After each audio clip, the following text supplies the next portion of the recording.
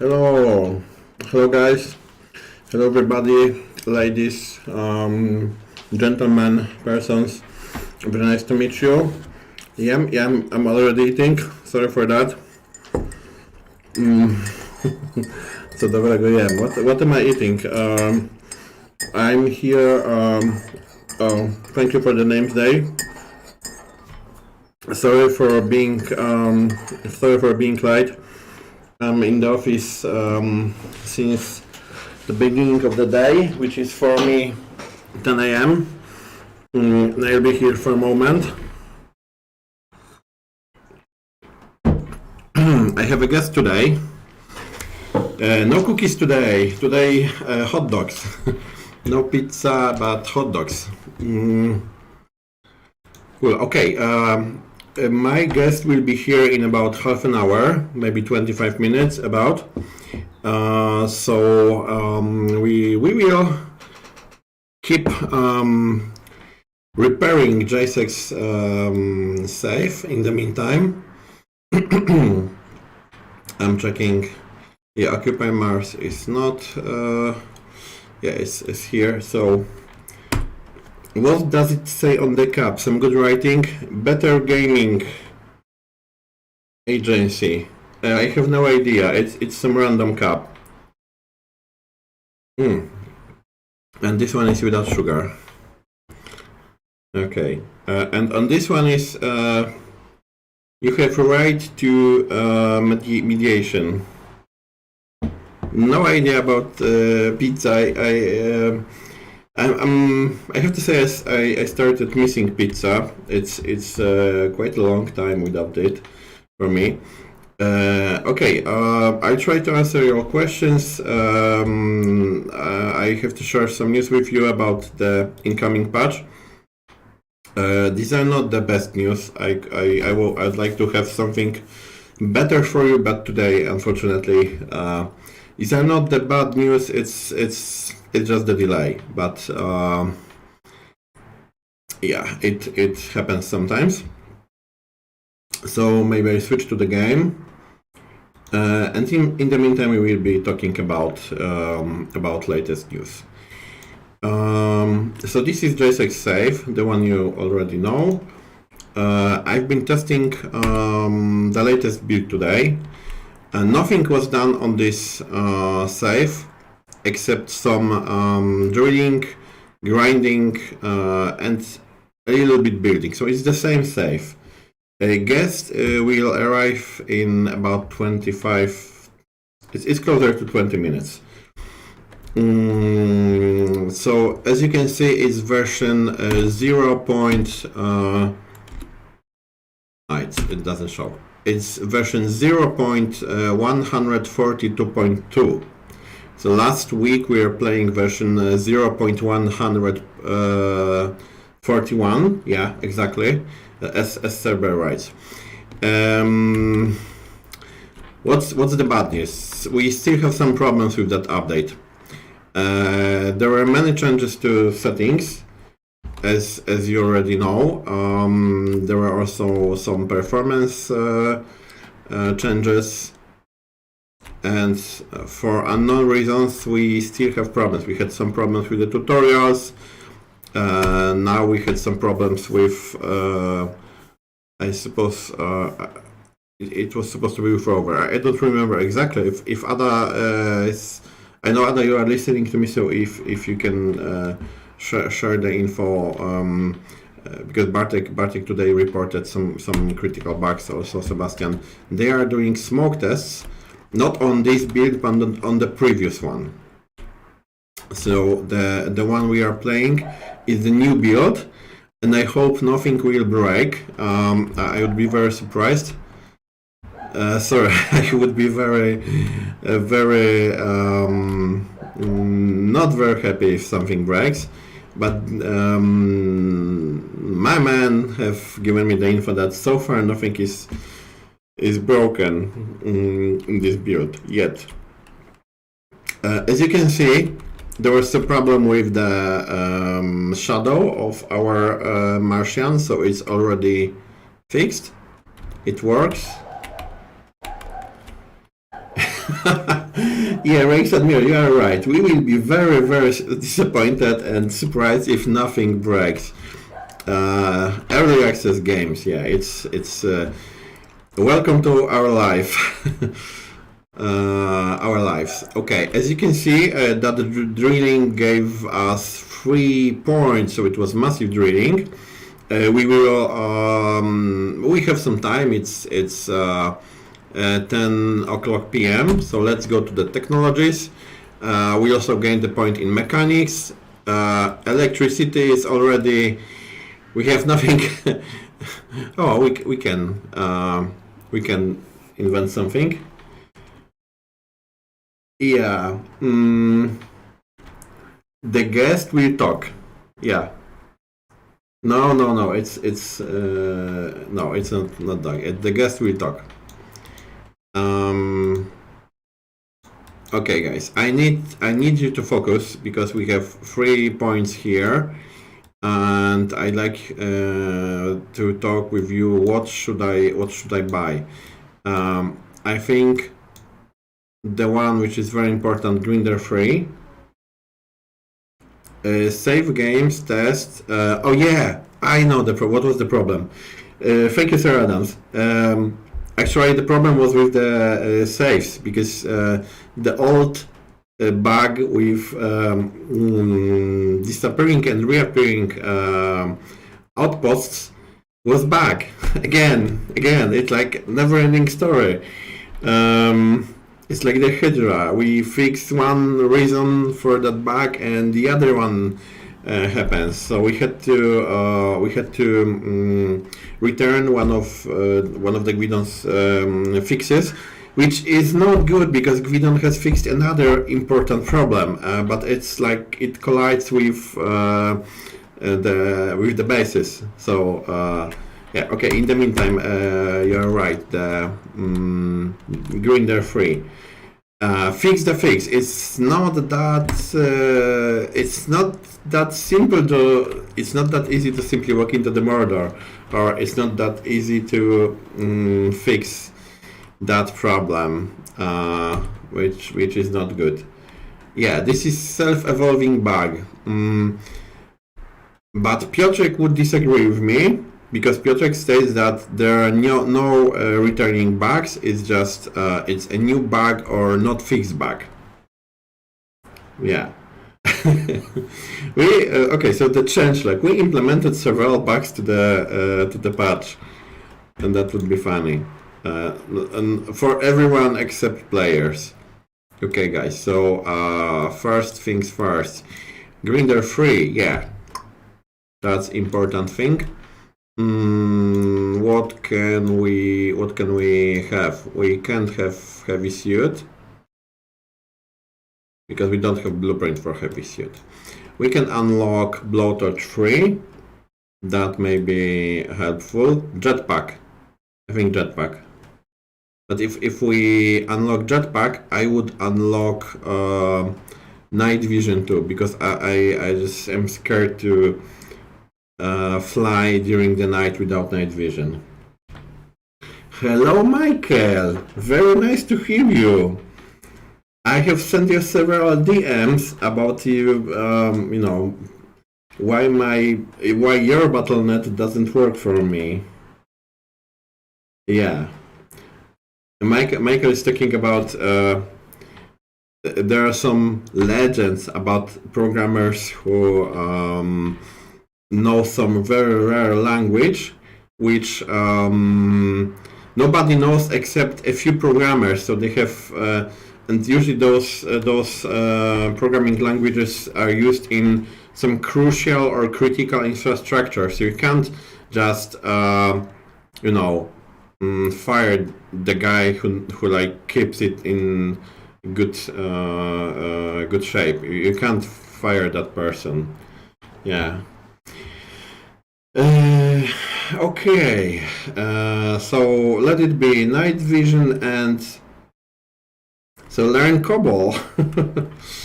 Let it be night vision and jetpack. Okay. In the meantime, yeah, That's cool. And the next one would be for me blowtorch, if you agree.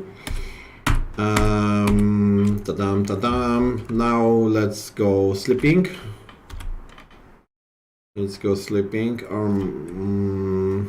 Right. Wait. Maybe first. No. I want to have fully charged batteries. The battery will use less. Yeah, and grinder. Upgrading the grinder. That's important. So transfer,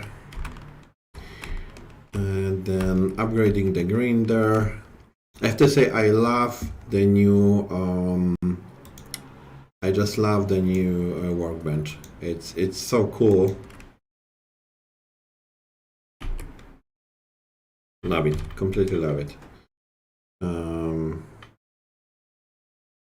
Okay. Water, oxygen. That we can do that at the beginning of the day.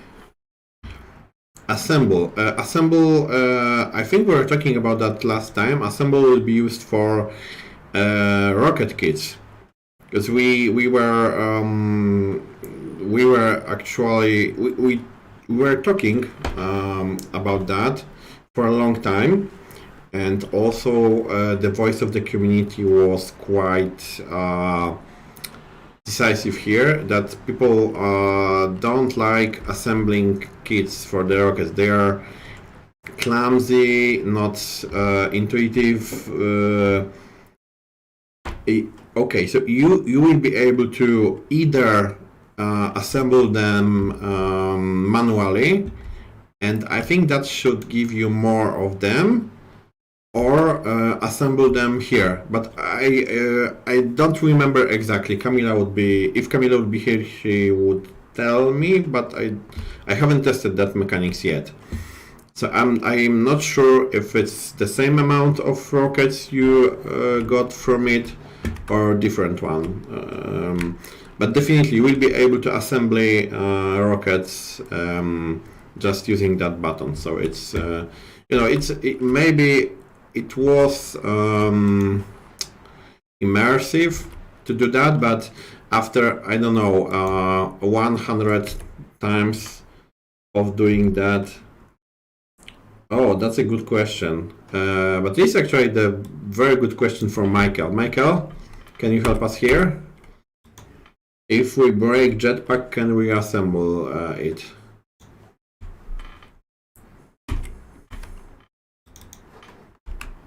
Tadam. So we need an answer from our dev. Honestly, I just don't remember.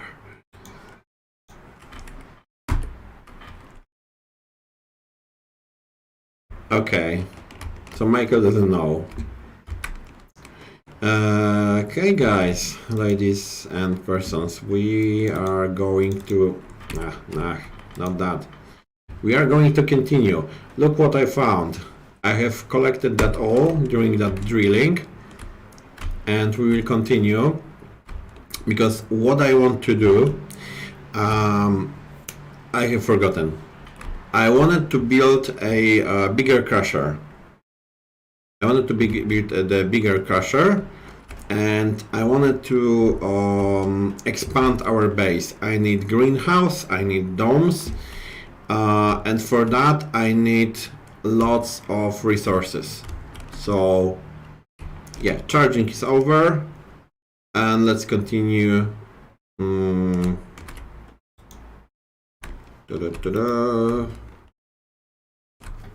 But the question is actually if I want to build HQ first or big crusher. Big crusher is for the we will need it. That's why we are going to continue drilling things, and in the meantime we will be talking about what's our plan for HQ is overrated. No, The problem with HQ is that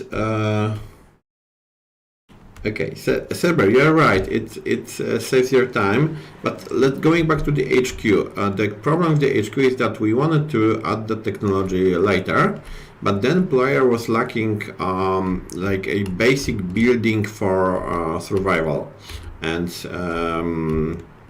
maybe not for survival, for expanding the base. So workshop has taken over most of the features of the HQ, and now suddenly we realize that HQ is doesn't have much use actually. It has more slots. Also, it has as I think the only building can be placed just inside and has 4 slots for. 4 slots for I've forgotten for other buildings like airlocks and so on. Yeah, that would be okay. You're right. That would be one of the things we could do with that problem. But I think we will have to just reinvent the HQ. We have to add something to it. For now, it's yeah. Also, Zebra has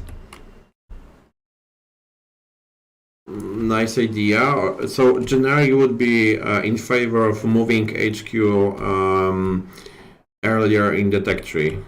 That's one of the ideas we had.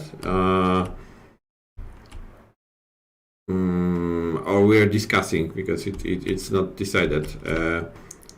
Either way, the HQ, the lobby, the canteen, there are some buildings which we have problems now because we took some of the features to other buildings, mainly to workshop. Can be bets placed in the as Server says, bets can be placed in the workshop. Glass roof on HQ. We're discussing something different, but also connected to glass today. We were discussing the cupola window, and the problem is that while we agreed it's a nice feature, all of 3D graphics are busy now in Mars and other projects, so that idea is suspended for now because like there are more urgent things. Again, everything which requires remodeling something has to wait. Oh, that's not what I wanted.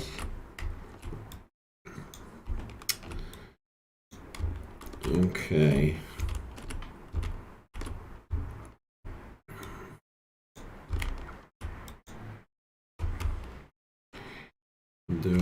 What do I have here? Okay, I think it's ready. Full glass dome HQ would be cool. Whoa, that's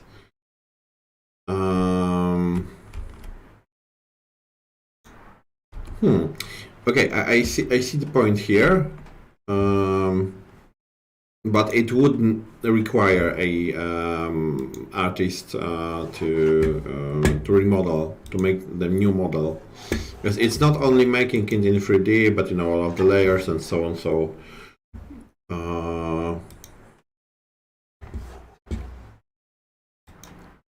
I will ask by support if you could write that down, Ada. We would discuss that tomorrow. So maybe as the latest building, so it's like purely for observational reasons.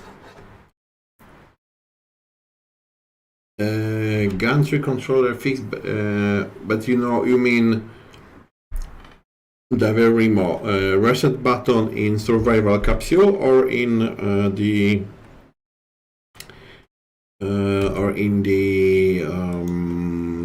hangar in gantry. Okay, that's weird. That should be there. So we have a bug to check.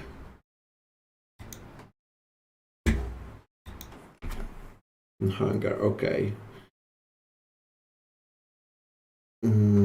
Saka asks HQ should be the first to unlock, and why can't place my workbench side by side? Oh, the workbench has the wrong collider, because the workbench was the problem with the workbench is that it works well with the HQ, but it's not suited to the workshop. That's the big problem. And honestly speaking, I think it was reported at the beginning of the beta, and it's one of the things that was, again, I think I heard at least twice it's fixed and it wasn't, so still have something to improve here. Yeah. Okay, but generally speaking, we wanted to release the update for this week.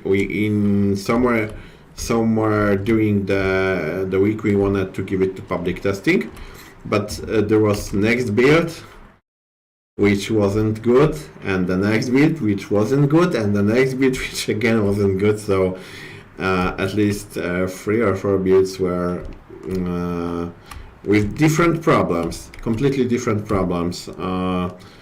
It happens sometimes that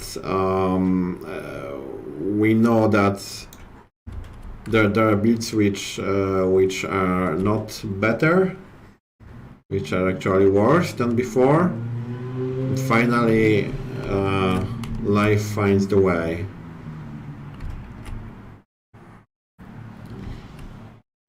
Yeah, I know. I understand. There's the problem with the workbench collider, and that's the reason why it behaves like that, works like that. Sorry.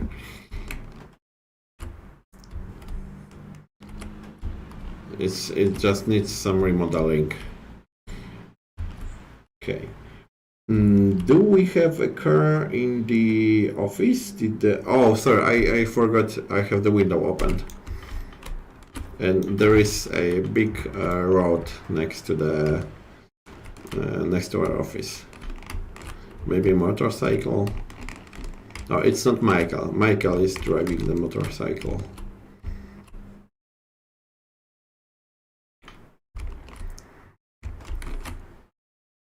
Don't worry. It's soon. Just a few minutes, I hope. Okay, wait a minute. I will check the microphone. Okay, that may be. Let me know if it's better, because you may have a problem hearing me now. Yes, Michael is the motocross driver. I don't know if he's mad. I think he's a very careful motocross driver. Motorcycle, biker. Okay, so cool. Okay, let's collect that.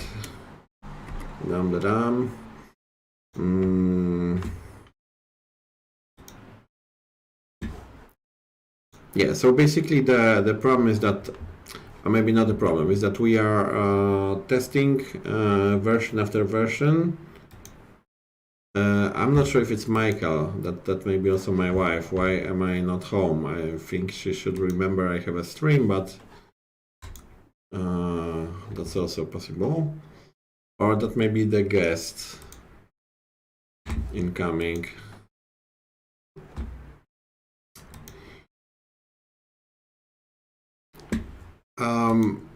The camera view, it's I used to use the third person view, but I think now it's like more convenient for me to use this one.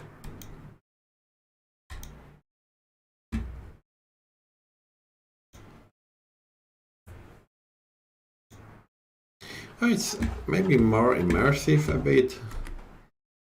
It depends. You can use both. We actually once had a reports from somebody that the rover is not realistic, and that person didn't like the view in the rover. So immersion is yeah, exactly.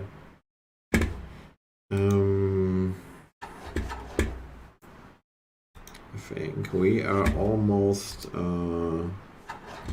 loaded. We are going to add a percentage of the tipper loaded. How much percent of the tippers is loaded. It's also the quality of life improvement from community. Generally, there are lots of small improvements, which are, even today I was going through the list of suggestions. Yeah.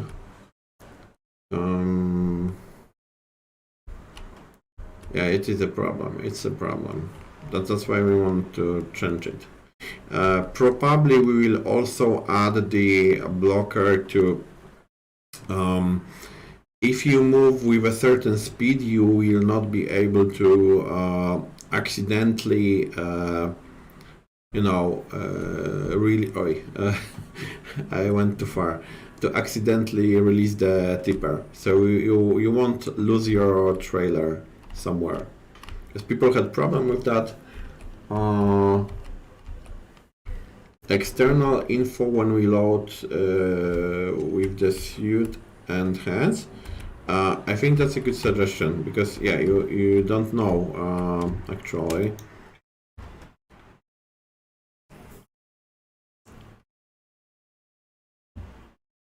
So yeah, more changes are coming.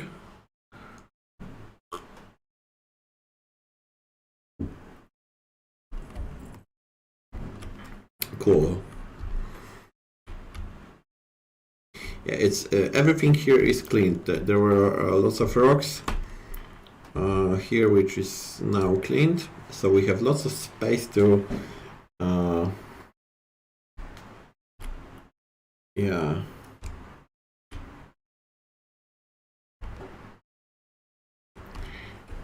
And we are also going through the suggestions that players sent through feedback reporter. There are some people who told us that, oh, we are not listening, we are not reading that stuff. So we are actually reading that. We are going, we are going through that every day. Yeah, so that's why, to make it more friendly, it can't be total blocker of releasing the tipper when you move, because sometimes it's hard to, it would be clumsy because even the smallest movement would block, releasing the tipper. But if you drive, then it will be blocked. For example, it's the same mechanism like you can't jump off. You can't jump off running motorbike or ATV. So it also will. Yeah. It's interesting, Ilan, as you said, because. We are also changing the way that notifications work when player sleeps, because there were some reports from players that the notifications are spamming player's HUD when player wakes up. So it will be done in a different way. I don't know if it's a good way or wrong, but we want to check that. But after sleeping, when player wakes up, if there are any notifications during the night, he will have his tablet opened and he will have these notifications in the messages tab. So you will not have spam of notifications which are like dehydration detected, dehydration detected, dehydration detected, something, something, something, something, something else, something else, something else, and players go through mad because of that.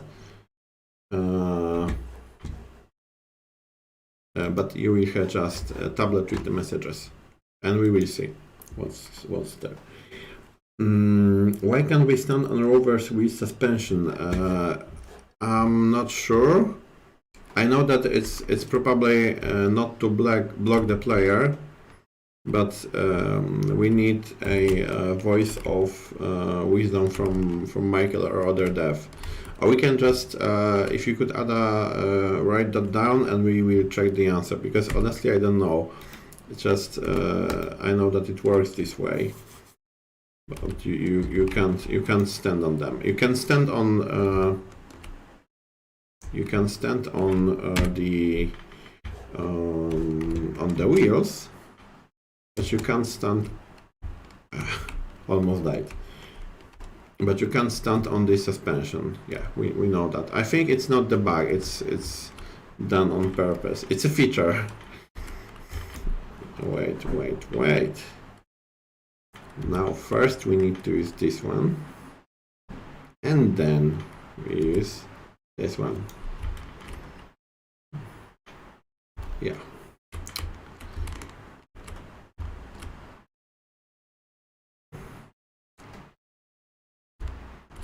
Okay, and it's becoming a bit. You know, guys, what I have forgotten? I have forgotten to change the values on the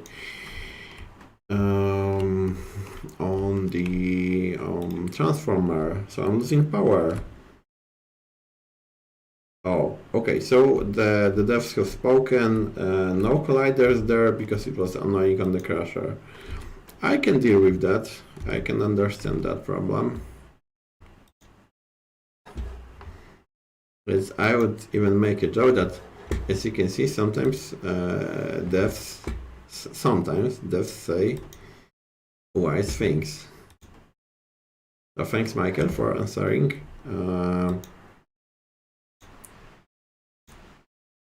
Yeah, it would be annoying on the crusher. But on the other hand, we could have Cerber, exactly the point. We could have designed a crusher which is has more space to move. Yeah, but we haven't thought about that, haven't we? Where is my guest? My guest have promised me that he will be here in about half an hour after 5 p.m. and that person's not yet here, so we still wait eagerly.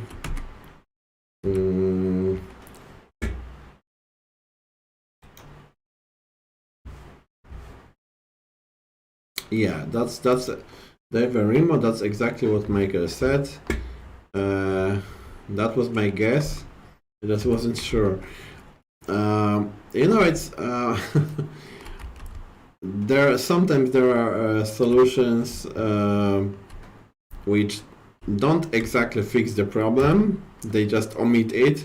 But if it works, I can deal with that.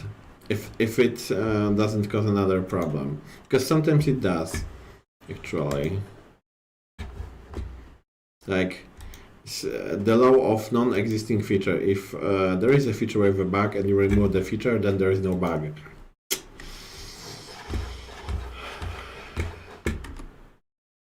Okay.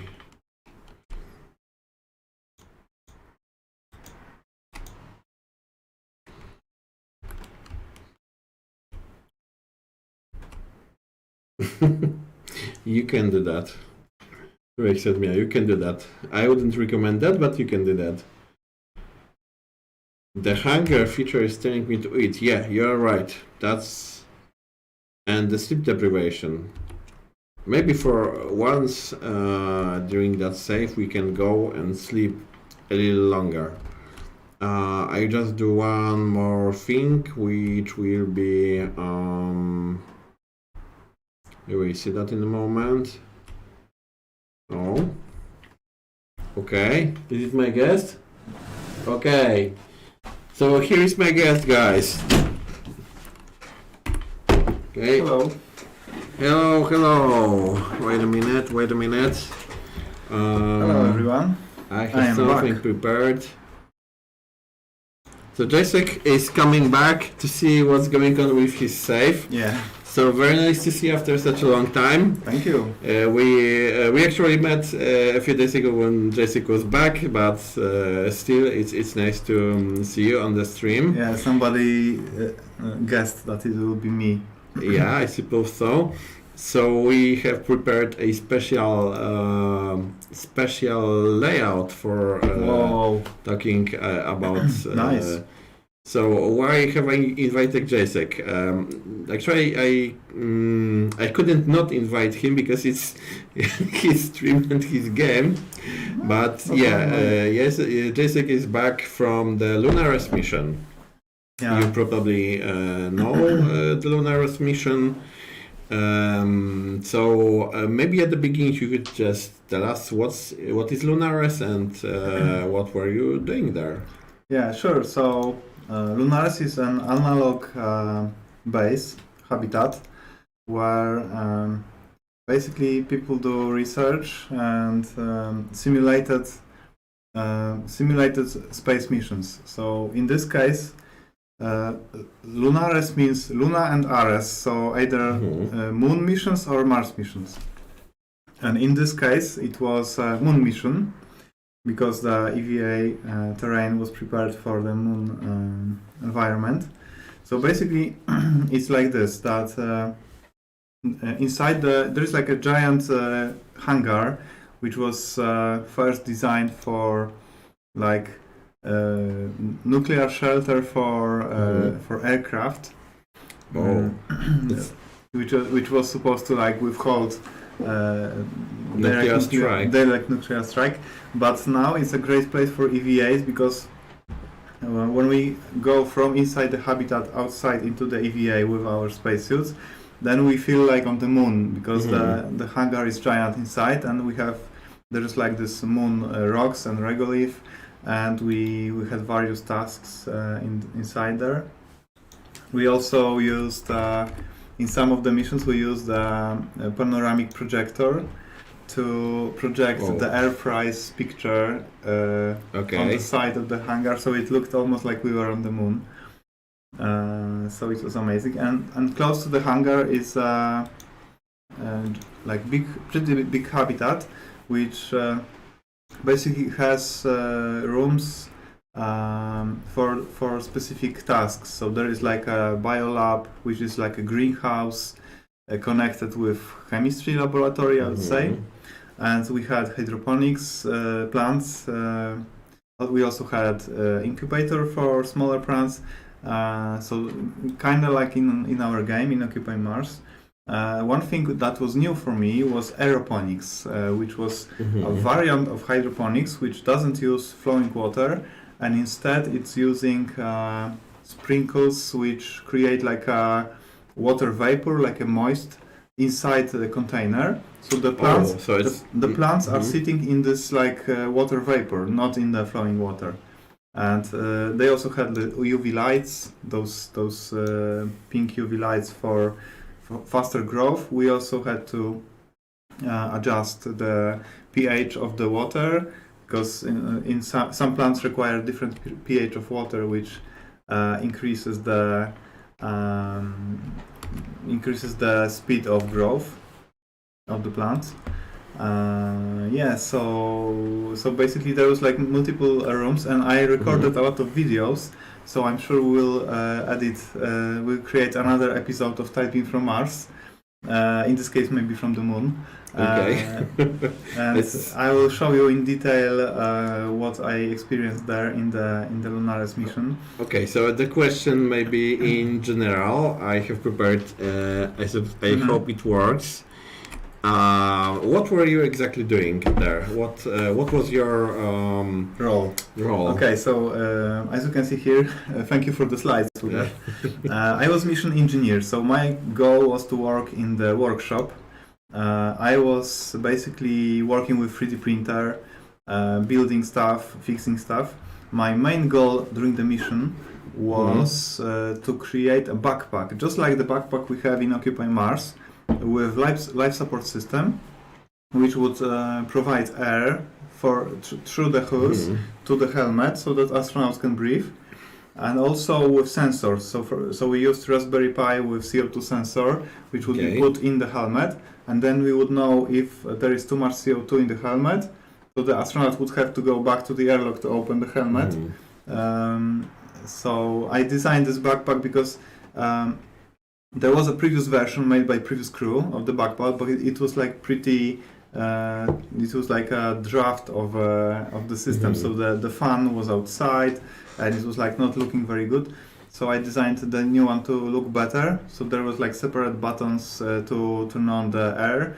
So air support, and also separate for the sensor, and those lights were also used as a backup lights, so other astronauts could see you during night AVA.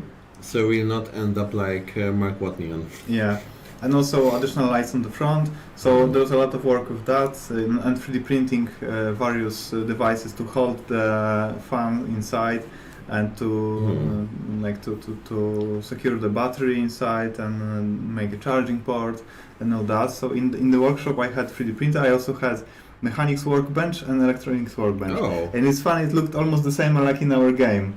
Like there was like electronic workbench with soldering iron and all those components, like wires. And in another room there was mechanics workbench with like hammers, saws, screwdrivers. So it looks almost like in the game. So I will show you in one of the next videos. So we are actually ahead of. Yeah, I guess our the game. future is now. Yeah, our game predicted a lot of the things which were there. We had like a biolab, which was like like a greenhouse. We also had storage room, like a warehouse for keeping our additional clothes and stuff like that. We had a workshop. We have living capsule, but in this case it wasn't one capsule. It was living dormitory with place for 6 astronauts. So basically we had bunk beds. So 6 people sleeping one at the bottom, one at the top, and then 3 similar bunk beds. Yeah. So like nobody copied anybody. It was just I guess. So the physics have similar ideas for similar things. As like I think physics demanded how they should look like. The question from Rex Admiral: how's LunAres habitat protected from the UV? Yeah, so obviously it would be covered with a little bit of earth, and if you look at the pictures, I don't know if we have another picture of the hangar, but you can maybe find on the LunAres website that actually on the top of the hangar there is a lot of like ground, and even trees are growing there. Grass and trees are growing on top of the hangar, so it's pretty well covered from the radiation. So we had that. There was also a lot of sensors. Like every room has a sensor, so that we could know what's the CO2 concentration, if we should enable CO2 scrubber, if we have enough oxygen or not. What's the temperature in each room? What's the humidity? Just like in Mars. Yeah, just like in our game, basically. I would say even more sensors than in our game. Maybe we should add some to the game. So there was also this giant screen in the middle room, because the middle room was called atrium, and it was like the biggest possible place with a dome on top of it. So it was like a dome, and from each side to this dome there were various rooms attached. We also had kitchen. We can show that. Yeah. It's. You mean, okay, I think that's Yeah, let's try to Okay, show this. that will be some improvising, guys. So please just be gentle here. So this suit which I have right now on me, it's like a work suit which was used during the mission. So this was inside the habitat, but for the outside, for the EVAs, we had to wear this giant, bulky, basically spacesuits which are made of. I think they used to be like Soviet pilot suits for like piloting MiG-29s. So. Okay, Łukasz is trying to fix the slides. And yeah. Oh, okay. So Okay, I think it's a bit broken. you should be able to see the map right now. So as you can see, EVA area is the part where we had the moon inside the hangar, and we have the airlock. In the airlock is like our lobby. So there was a place for suits in there. So after an EVA, we would leave the suits there for ventilation and for like they needed to evaporate all the moist accumulated. And so as you can see, there's airlock. There is also the part which is a research station, and there each separate room is for something else. So close to the utility rooms here, you can see there is a workshop. Next one is the storage, the warehouse. And then on the other side there are 3 rooms. One of them is called operations.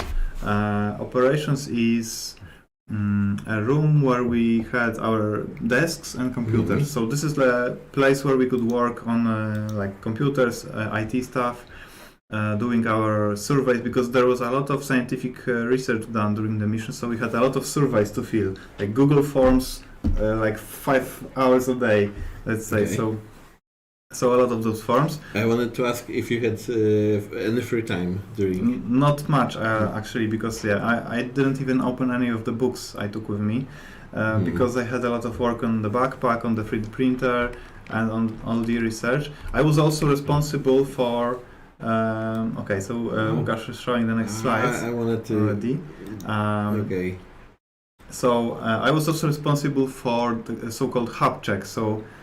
Habitat check, like the shortcut for hub check, and every day we had to check all the power meters, check CO2 levels, check how much water we used, because we were also reusing water.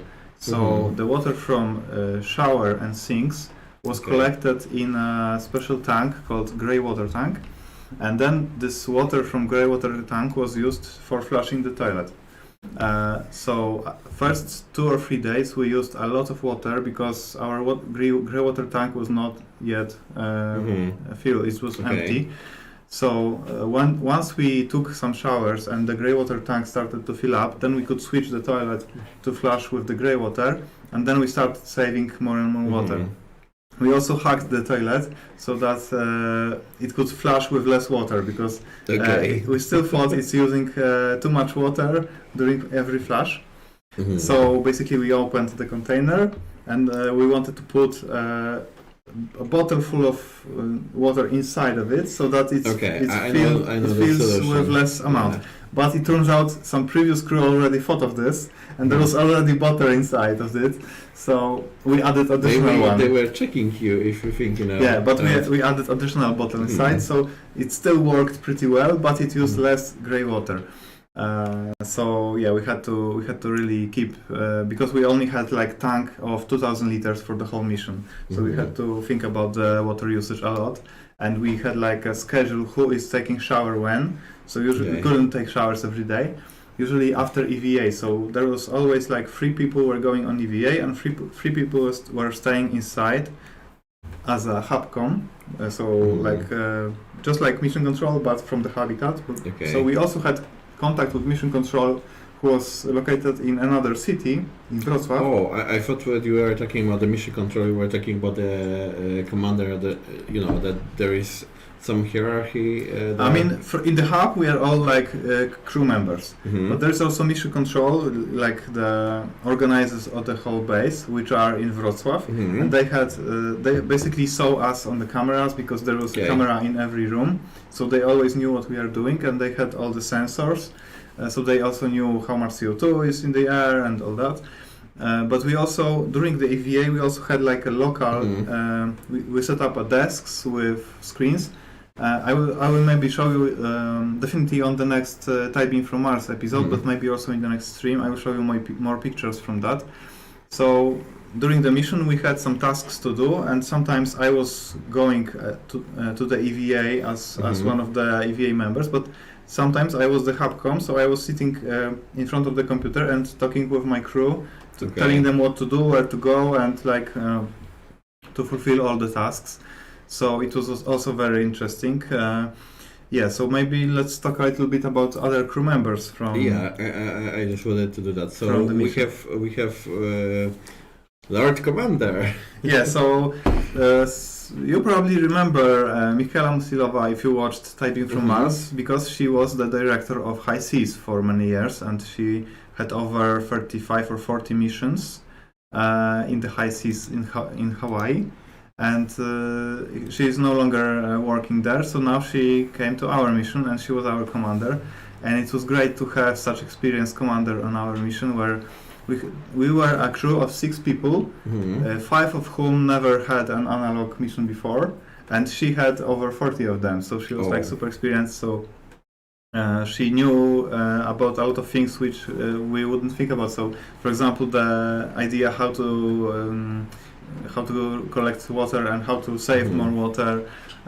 She also cared a lot about CO2 levels and made us turn on the fans when we enter the room, so that we don't forget that we always have enough air and all that. It was also great to meet her in person. She told us about her story. There is a book about her actually written in Slovakia, where she's coming from. I hope the book will be translated to English in some time, so you'll be able to also read it. And also now Michaela is doing a very cool project.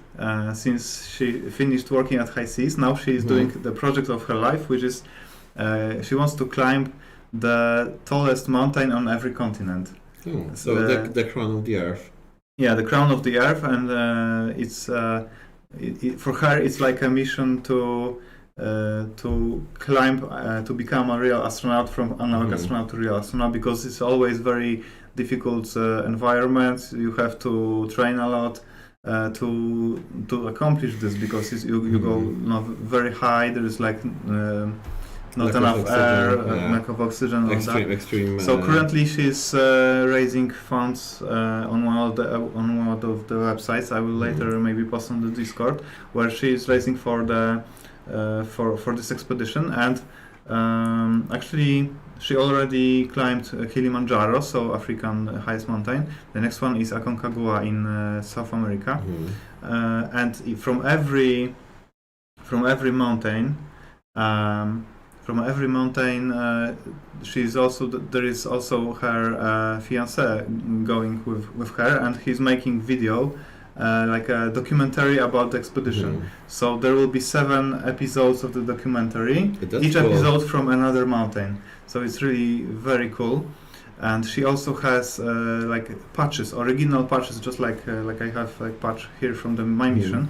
I didn't have time yet to put all the patches, because I also received one from Michaela. I can show your secret. Jacek was. Yeah, I was sewing the patch because I didn't have time during the mission. He had a call incoming, and he was like. So she's also giving away those patches, which are made by the same guy who's making NASA patches, the real ones for real missions. So you can later maybe Google the place where she's doing this fundraiser. We can add the link on our social media. And, we'll add Discord. it later, definitely. Okay. Yeah. So next person. Let's go to next person. So this is Martina. She's from Czech Republic, and she's doing a lot of she was our medical officer basically, so she was doing our med checks. So every day, 2 times a day, she would measure our temperature, weight, blood pressure, oxygenation, all that details, and we had like a big spreadsheet where not only spreadsheet for the whole habitat for water, oxygen, and everything, but also spreadsheet for the health of every crew member. So we were also monitoring our sleep, how long do we sleep, and also what phases of sleep are we in. Cool. So she was basically taking care of that. So maybe let's go to next. Control S. Okay, so this is Mary, and she's super cool. She's from USA, and in this mission, one of the most important goals for this mission was to study how disabled people would behave as an astronaut, because sometimes astronauts might get hurt on Mars or on the Moon, and they still need to be an astronaut, even if they, for example, have to have their leg amputated. Okay. So Mary has a prosthetic leg, but she's basically living like as if she didn't have any. So it's a challenge, not a disability. Yeah, it's like for her. She always said it's like the best thing that happened to her, because it's like motivated her to do more. So she's also amazing.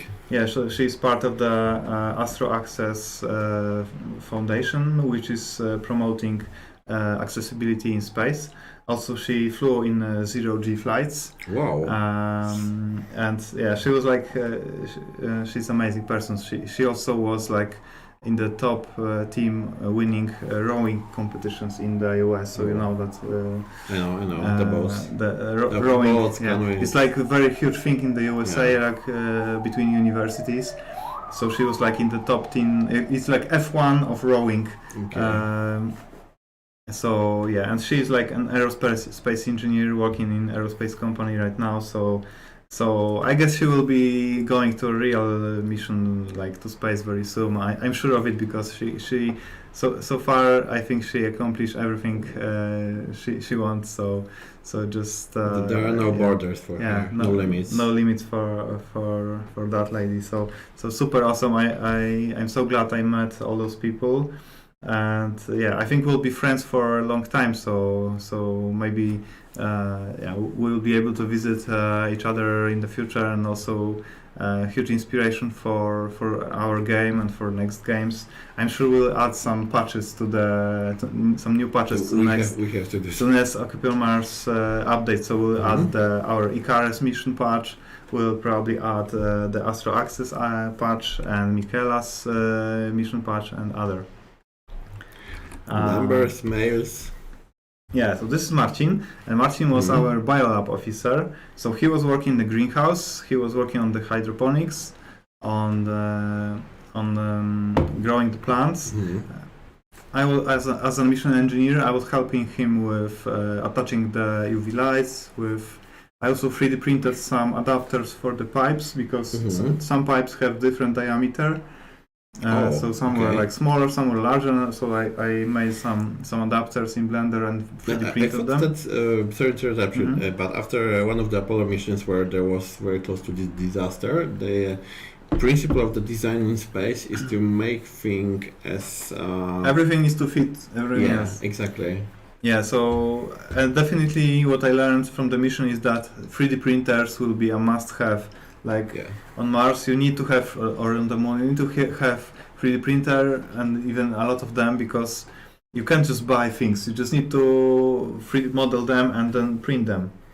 Okay, is what they say? ESA is better than NASA. Yeah, people say that sometimes, but I guess ESA is. I think I'm waiting for the times when ESA is launching more. Like ESA is doing a lot in terms of space commercialization for funding startups. This is great. I hope ESA will also start to fly more. But I got a ESA sticker, so that's cool. I guess It depends whether the Polish people are in space or not. So the question is about improvising. I mean, 3D printing is always kind of improvising because it's not that you can go to the shop and buy something like an adapter.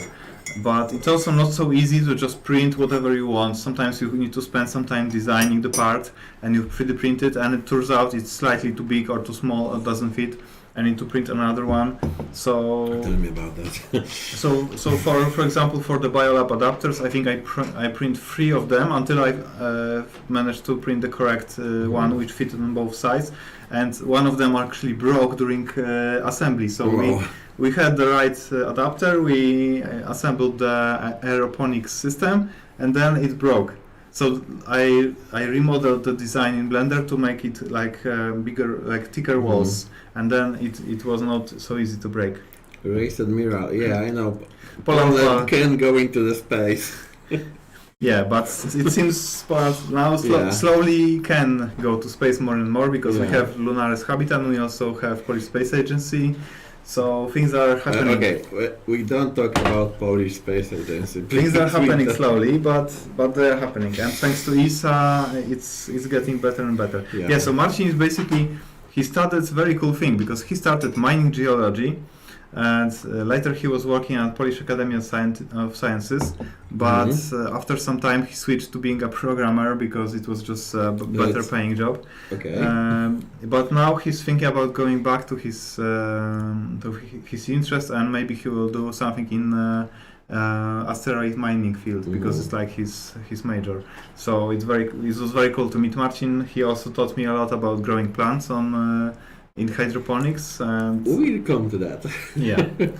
Okay, let's go to the next person. So this is Fernanda, and Fernanda is a psychologist who was also on a mission with us, and actually she's doing very cool research about people who are in closed, isolated environments. So the next... Yeah, I knew they had to give you a shrink. No, but the next her next mission after this one will be in Antarctica. She's going to a polar base in Antarctica to study scientists who live in Antarctica, where you have 6 months of night and 6 months of day. Yeah, very cold environment, and she's basically writing I think PhD about that. So also very cool, very nice person. I was really happy to meet all of them.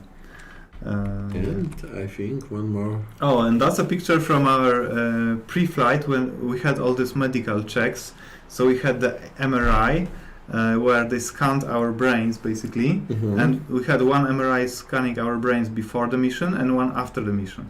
And the purpose was to compare if our hippocampus is shrinking or growing after the isolation, because it seems to be the case. Okay. So there will be like cool scientific study from that. So I'm very happy I was part of it.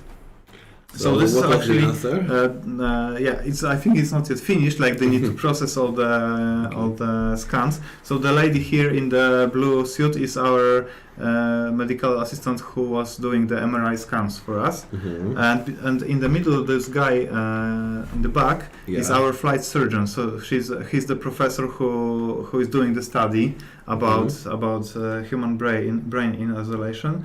He also told us many cool things about other studies he did, because he's like maybe one of the chief Polish people who study isolation, and not only people, because he also studied bees in isolation. At one point he put hives, bee hives in a tent. Okay, I've seen the photo of that. I've seen that. It's cool. And it was very interesting that bees in isolated tent started to behaving like the winter would be coming.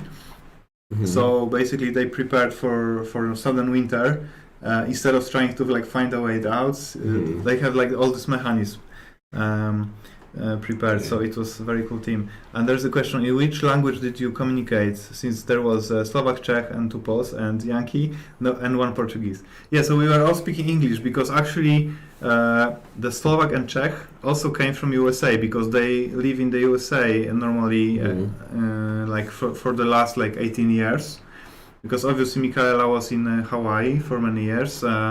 Martina is also living in Pittsburgh, in USA, and obviously Mary is living in California. So the English was the most like normal language for all of us. But sometimes between Slovak and Czech, they were also talking in Slovak and Czech because have you tried to speak with them in Inter-Slavic? Yeah, like? In terms of Polish, I mean, if people from Slovak and Czech Republic speak slowly, then I could understand them. But they had to speak slowly because it's like the same origin of language, but it evolved. Slavic people strong. Yeah, Slavic people, but it evolved so much over the years that if they speak fast, then I cannot understand it. Okay. They need to be speaking slowly. But it was just overall a great team. It was like we got along very well. There was like no conflicts because we had all these psychology forms which were asking us about conflicts in the team and how are we coping with that. And we were always just selecting. And there was no conflict. We enjoyed the time together and learning from each other. So it's a really amazing Pack team. 6 nerds to one place. Yeah.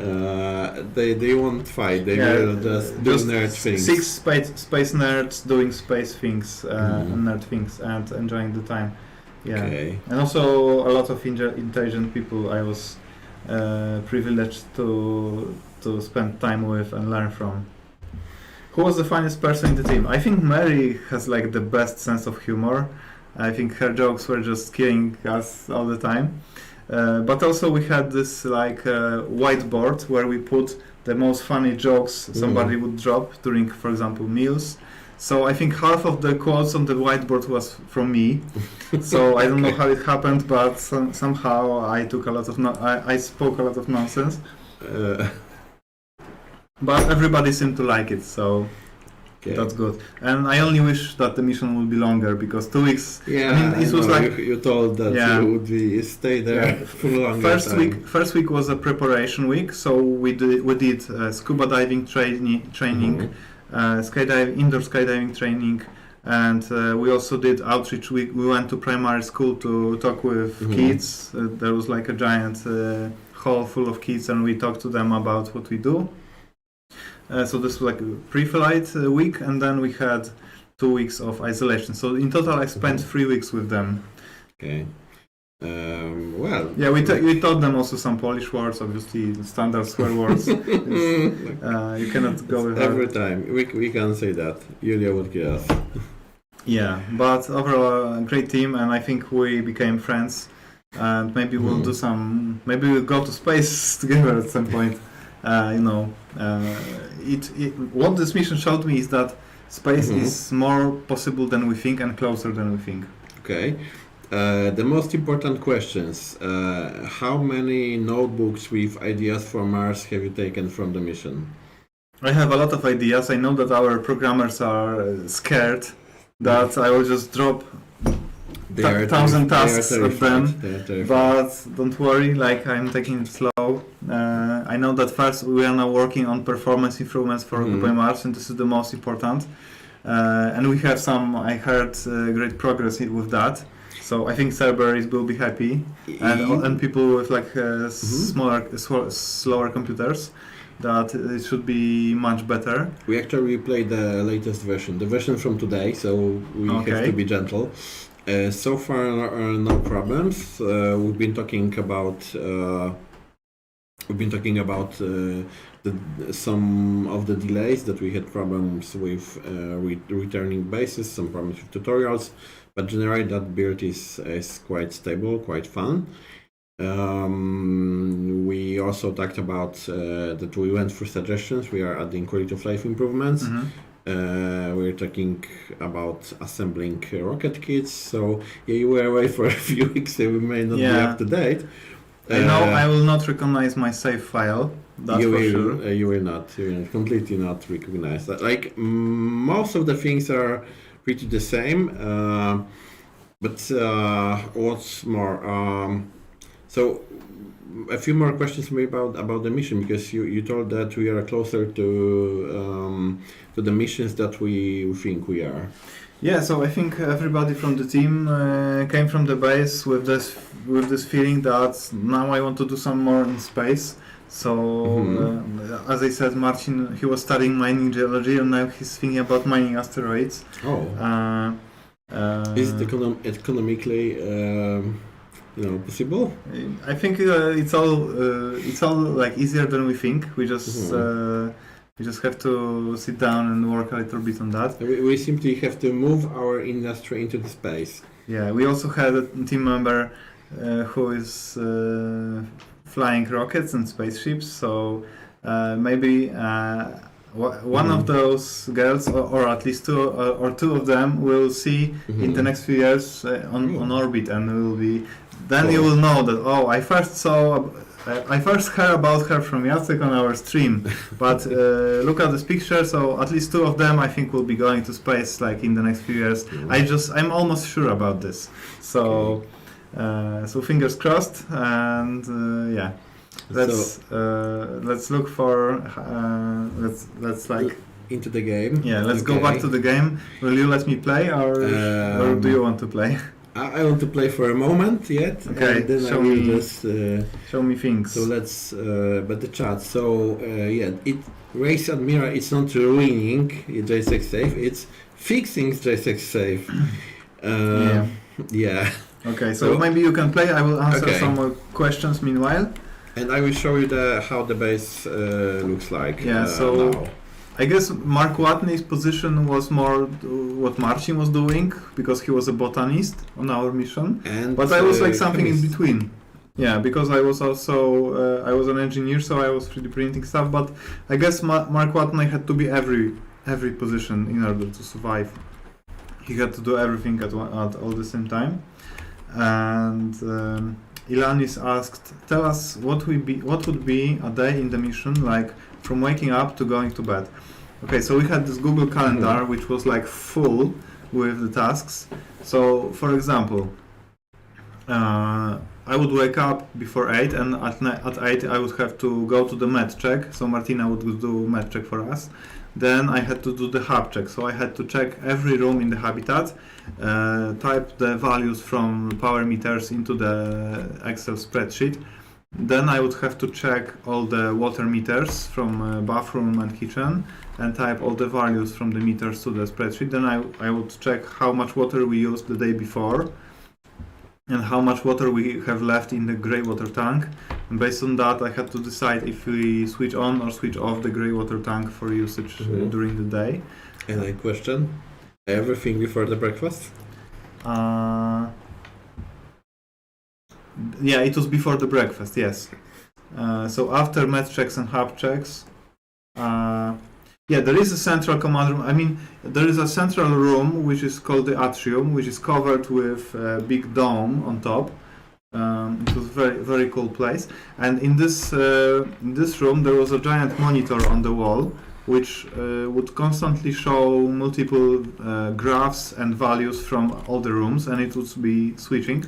But also in every room there was a tablet on the wall which shown values and graphs for this specific room. So there was a lot of electronics like that.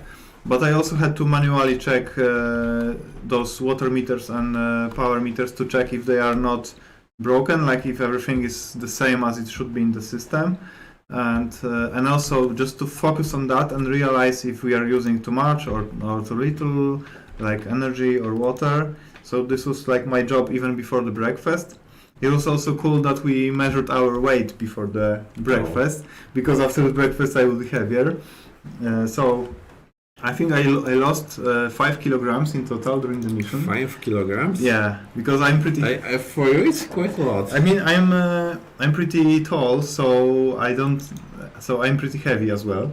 So before the mission, I was 103 kilograms, and after the mission, I was 98 kilograms. So that's okay. Yeah. So that's the difference. That's so I lost like 5 kilograms of weight. So yeah. So then we had breakfast. After all these checks, Łukasz, give him a lot of pizza. No. I still have something to lose. Like, come on, guys. I was sitting in front of the computer for 5 years working on Occupy Mars, so I need to lose some weight. I'm happy that I lost a few kilograms. Yeah. So that it's like HQ with the dome on top. so it had all those graphs. And actually, there was a suggestion from community today to prepare a HQ which would be made mostly of glass, so had a dome over that. Yeah, so our base didn't have any window, so even if we had glass, it was completely covered on the dome, because we couldn't know what time of day it is. Oh, okay. Because our landing location was Lacus Mortis, which is a crater on the moon, which is translated to Lake of Death. And we had to choose a place which would be, for the first week of the mission it would be day, and for the second week of the mission it would be night. So we looked at the moon phases map and we selected Lacus Mortis as the place where, because then we would go to EVAs into the hangar, and during the first week we had daytime EVAs with the lights on, and the next week we had night EVAs where everything would be totally dark, and it would have different challenges, the night EVAs versus daily EVAs. Just good news. We have. You have the big crusher? Yay! Yeah. Now we have. We can have even more. We can have hangar. Whoa! Let's do it. Okay. And also, during one of the EVAs, there was an emergency procedure which required 2 of the crew members to stay outside for the whole night. Whole night? Yes, okay. Whole real night. So we made like a special tent, which was like a temporary shelter outside. And in this tent there were 2 beds, like tourist beds. There was like a tourist bathroom, but everything would be. We also had an airlock there, so we would have to go through the decompression for like 5 minutes. The airlocks work much slower in LunAres than in Occupy Mars. So the big airlock to the hangar is. And you guys are complaining about airlocks. So the big airlock to the hangar, to the EVA area, is 10 minutes waiting for the air to. 10 minutes? 10 minutes of waiting. Okay. For one decompression of airlock. And then to the shelter. The shelter was called Swamp. It was like a abbreviation of some longer thing. So for the shelter, it would be 5 minutes or 7 minutes decompression. So after going to the shelter airlock, then you go to enter the shelter, and there were like also some sensors there, 2 beds, some freeze-dried food, and some water for boiling, so you could boil the water and put in the freeze-dried food to survive the night. So actually 2 girls from our mission had to stay overnight because of the emergency, and they came back the next day. It was actually during my time as a Hubcom lead, so I had to basically my EVA, where I was the lead Hubcom in the base, was 2 days long, because I had to. Okay. I couldn't finish the EVA before our crew members were back, but they couldn't be back before the next day. So it was very cool experience. I see you liked it. Okay, we reached the breakfast. What else? Okay, so after the breakfast, and I also liked the breakfast because we had this kitchen module with dining, and we always ate together, like around the same table. After the breakfast, we have the so-called Max Force training. So there was like a special device called Max Force, which we had to use to train our muscles. And we had like a special program for training, so everybody had to do this. We also had a treadmill and like a bike, stationary bike for cardio, but the Max Force training was like the most important one. And it worked like this, that when you had, for example, specified tasks. For example, you had to push very hard on the device from both sides, and then on the tablet you could see your force. Okay, it would measure your strength, and then you have to pull. Then you do the same over the head. Then you do the same behind your back, etc. And we measured the strength before the mission and then after the mission to compare the differences. And there was also military press, squats, biceps training. Lots of training. So lots of training. So usually, like after the breakfast, it would take us like a few hours to complete the training. so it was quite tiring. Then we would do lunch around. So sometimes when we had time, we would do like after if we do the training quicker, I could do something in the workshop. But usually it was like set up the 3D printer, maybe like put one screw in the back, and then I had to go to the lunch or something. So like the time was flying there. And after the lunch, we would every 2 days we would have an EVA. So then we had to prepare the stand with the laptops, tablets, walkie-talkies, headphones, and all the spacesuits. Spacesuits had like three layers of clothing. So on top of your normal, you had to check carefully everything. On top of your normal clothes, you would put like a white suit, which everybody has its own for like hygiene and stuff. Then on top of that, you put like a Soviet era pilot suit with all the pipes for like heating, and I think it was for MiG-21s or something initially designed. So on top of that, then you put another suit which was like external EVA suit, and for that you put a helmet, and there was always on EVA 3 people were going out and 3 people were staying in, and everybody had different role. So there was EVA lead, so the person responsible for the EVA team. There was also EVA support, and EVA support has a different helmet. It was called Borb suit helmet, which was a bigger helmet with separate ventilation, additional ventilation, but it was also heavier. But also EVA support could have more tools because his spacesuit has more pockets and things like that. We also had Leo rover. For those who remember, a few years ago we were doing the European Rover Challenge in Rover Mechanic Simulator. Yeah, it was. Then there was a prize for the winner of Rover Challenge, driving Leo rover remotely on the Mars yard. So this similar Leo rover was in the LunAres, and we also had some tasks with driving the Leo rover on the surface. We also had like a toolbox we sometimes took to the EVAs with some tools for sampling, doing geological samples. We also I had to print a shovel for collecting the samples because the shovel from previous crew was no longer working. So I 3D printed like a pretty big shovel for collecting rocks, like smaller logs and ground pieces for analysis. And so how long it take us to get fully suited? It was like over an hour, I think. Wow. Over an hour to put on all the layers of suit, helmet, but also we put a CO2 sensor in the helmet. Also the backpack has life support system and the cable. I don't think we would like to make that realistic.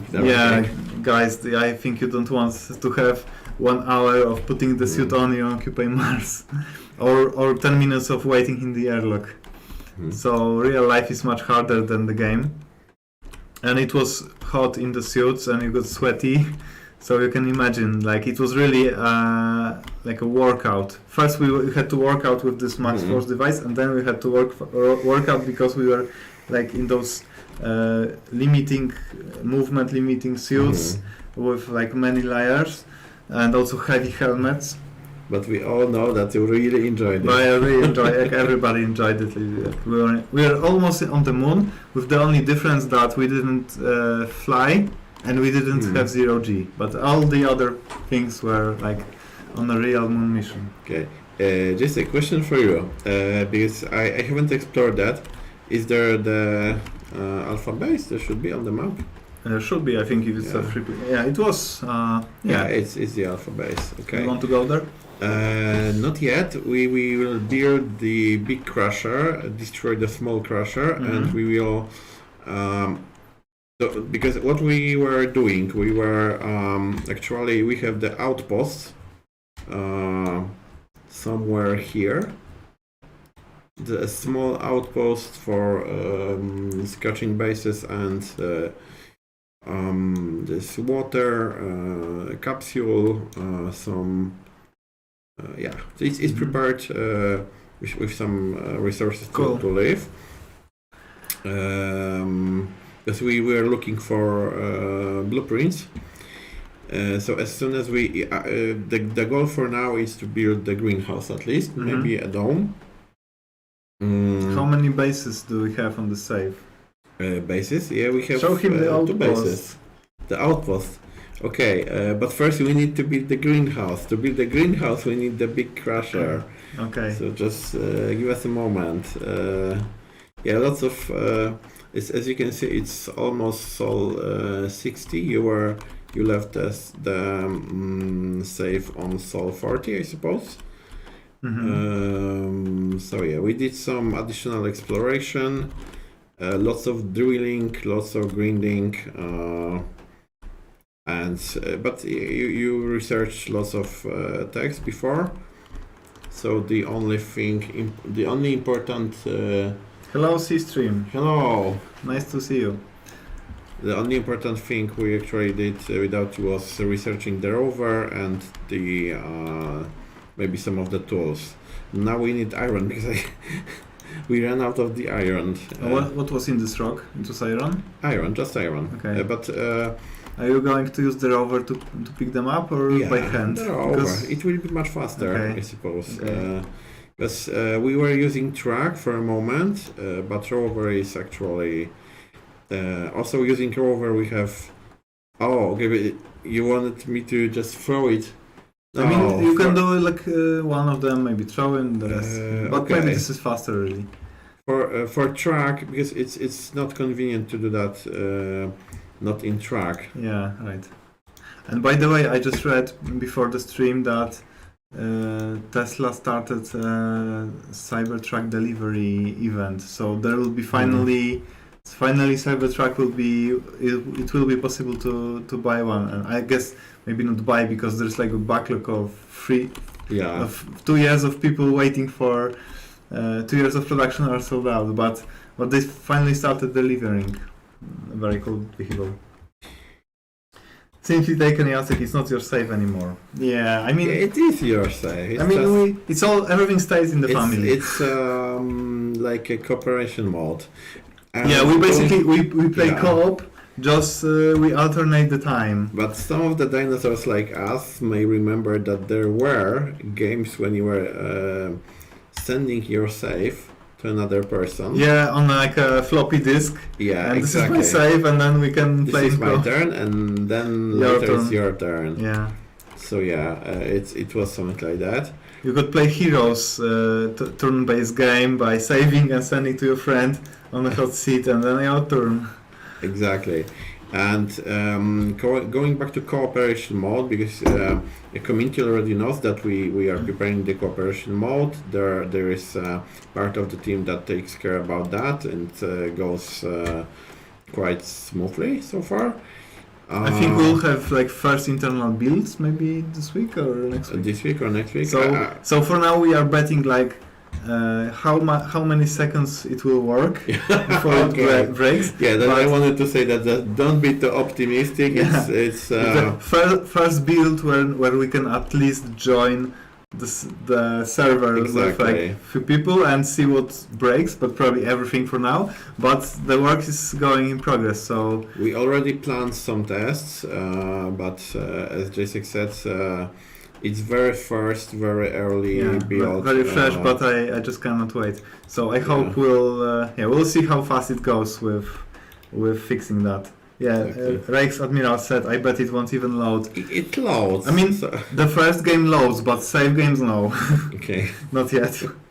Now that you have the LunAres experience, you can assign tasks to each player on multiplayer. Yeah, I was thinking about it. That because when you sent me the info. And I went on the Facebook and found those pictures of then we can add a feature like it would be cool so the players could have their specialization.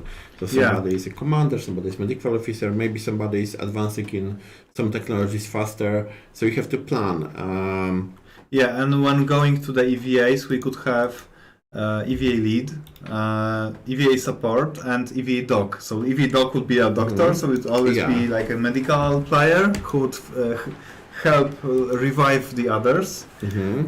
Like EVA lead would be able to drive vehicles, for example, and the support would, for example, carry more tools, so he could mine. Yeah, or engineer or something like. Yeah. So yeah, there are many ideas that we can take from your experience. Yeah, there is a lot of things I would like to add to the game thanks to the experience with LunAres. Like even the aeroponics would be cool, but I know that we need to go slowly because we already have so much planned for the co-op. But we actually the hydroponics, we are planning the hydroponics, the real one. Aeroponics, and we also planned aquaponics. Exactly, but the problem was that we need to have chemistry tech tree first, so to add those technologies, so it's not that easy. Are we adding more seats to the rover? Okay, I think it's funny because they are relating to you adding new ways to die on Mars in the previous streams. I added at least one. So we need a medic to revive me. I was hit by the meteor during escape on the motocross. So while driving the motocross? While driving the motocross. Oh, I was running away from the... That requires some skill to get hit by a meteor. They made a GIF with that. So during the LunAres mission we also had some survival events. I'm sure we'll show that in the YouTube videos. So when there was a rainstorm, our mission control contacted us and said that we have micrometeorite rain, and we can probably hear it hitting the dome. And we were hearing the rain hitting the dome, but they said it's like micrometeorites. And also at some point we had solar storm, and it was actually windy outside, and it was so windy that the whole city lost power for like an hour. So we had a power outage as well, and we had to, did you have to go to the suits? I mean, there was an emergency procedure that in case of bigger power outage, you would have to go to EVA, go outside the hub during the night, do a nighttime EVA, and access the back of the hangar, which has the biggest fuse boxes. But we had smaller fuse boxes inside. But this time, Mission Control notified us that the issue was the whole city lost power because of the wind, which is a solar wind. Yeah. So we just had to wait. So we basically went to the kitchen and we discussed, talked about some things. And while waiting for the power to be restored, we also had all those tablets which are battery powered. So I was checking the levels of CO2 and that if we are safe. So everything was good. I had to monitor the environment because without power the air fans are not working and CO2 scrubber is not working. So we had to... We know that very well from our games. Yeah. So we had to monitor that, but after an hour the power was restored to the base and the whole city, I guess. Yeah, they're referring to Bartek, who was streaming once with me. Bartek was driving? Yeah, and he was driving. He's a master of motocross in our game. So it's what he does with the motocross. I can do that. Maybe we should do some idea for the co-op. Let's do racing. Motocross racing, like a challenge. Who wins? Like with time trials and everything. Possibility to prepare. I mean, it's possible because people who know how to drive motocross are better and drive faster, and it's not so easy. Like Bartek would win probably with many people. Yeah, he would. How was the pre-sleep sequence and how long did you sleep per night? Yeah, so after EVA and after doffing, getting out of all the spacesuits, cleaning up the hub, because we sometimes had some dirt from the moon on the floor and we had to vacuum. So after cleaning all that, after EVA, we would prepare the dinner. If we were too tired, then we would just take the freeze-dried food and pour hot water. We had a very cool food called, I think it's called liofood.com, and it's like basically like those silver bags which we used in our game. also in our game, like MRE, freeze-dried food, but you just pour hot water inside, and then you basically eat from the inside, so you don't need additional bowl or plate. You just eat from this silver bags, and you just throw out the bags once you're done. So if we were very tired after EVA, then we would eat from the freeze-dried food. But sometimes we wanted to bake something, to not bake but cook something, because we didn't have a cooker, but we had like frying pan, we had microwave, so we could do some cooking, but like not very fancy stuff. And also we only had basic resources, so we didn't have anything with sugar. We couldn't also have caffeine. Oh. So for no caffeine on yeah, I was shocked too. But does it have any medical explanation? Yeah, like I also had some headaches because I had to drop my caffeine addiction. But right now I think I'm clean. So I came back from the base and I didn't drink any coffee since then. And previously I could drink like 4 or 5 coffees a day. Where's the purpose of life? You know, I feel better now. I feel like I have more energy because I don't eat sugar and I don't drink coffee thanks to this mission. Okay. And I lost weight, so everything is perfect. I'm speechless. Yes. How can you live without coffee? It's Yeah, I thought I would die also at the beginning. It was very scary that they said there will be no coffee and there will be no sugar. We only have the Inca, no like sugar, this, no like coffee, this decaffeinated Inca made of wheat. It was awful, but we pretended it's real coffee. It's because disgusting life. It's But you are in space. But wouldn't you trade coffee for space? I would. No, but of course I think I wouldn't. I sent to Mission Control the video from The Expanse where Holden finds coffee. Yeah, that's true. And I said, there is coffee in space, you must learn. But they said, no, for the research purposes we need to research astronauts who don't drink any stimulants and not even sugar. So I feel speechless. The only sugar I could have was apples, like fruits. But we couldn't have anything with sugar aside from apples. That is something I really can't understand. It's. I mean, yeah. On one hand, it was very hard, and I had some headaches because of caffeine addiction and that.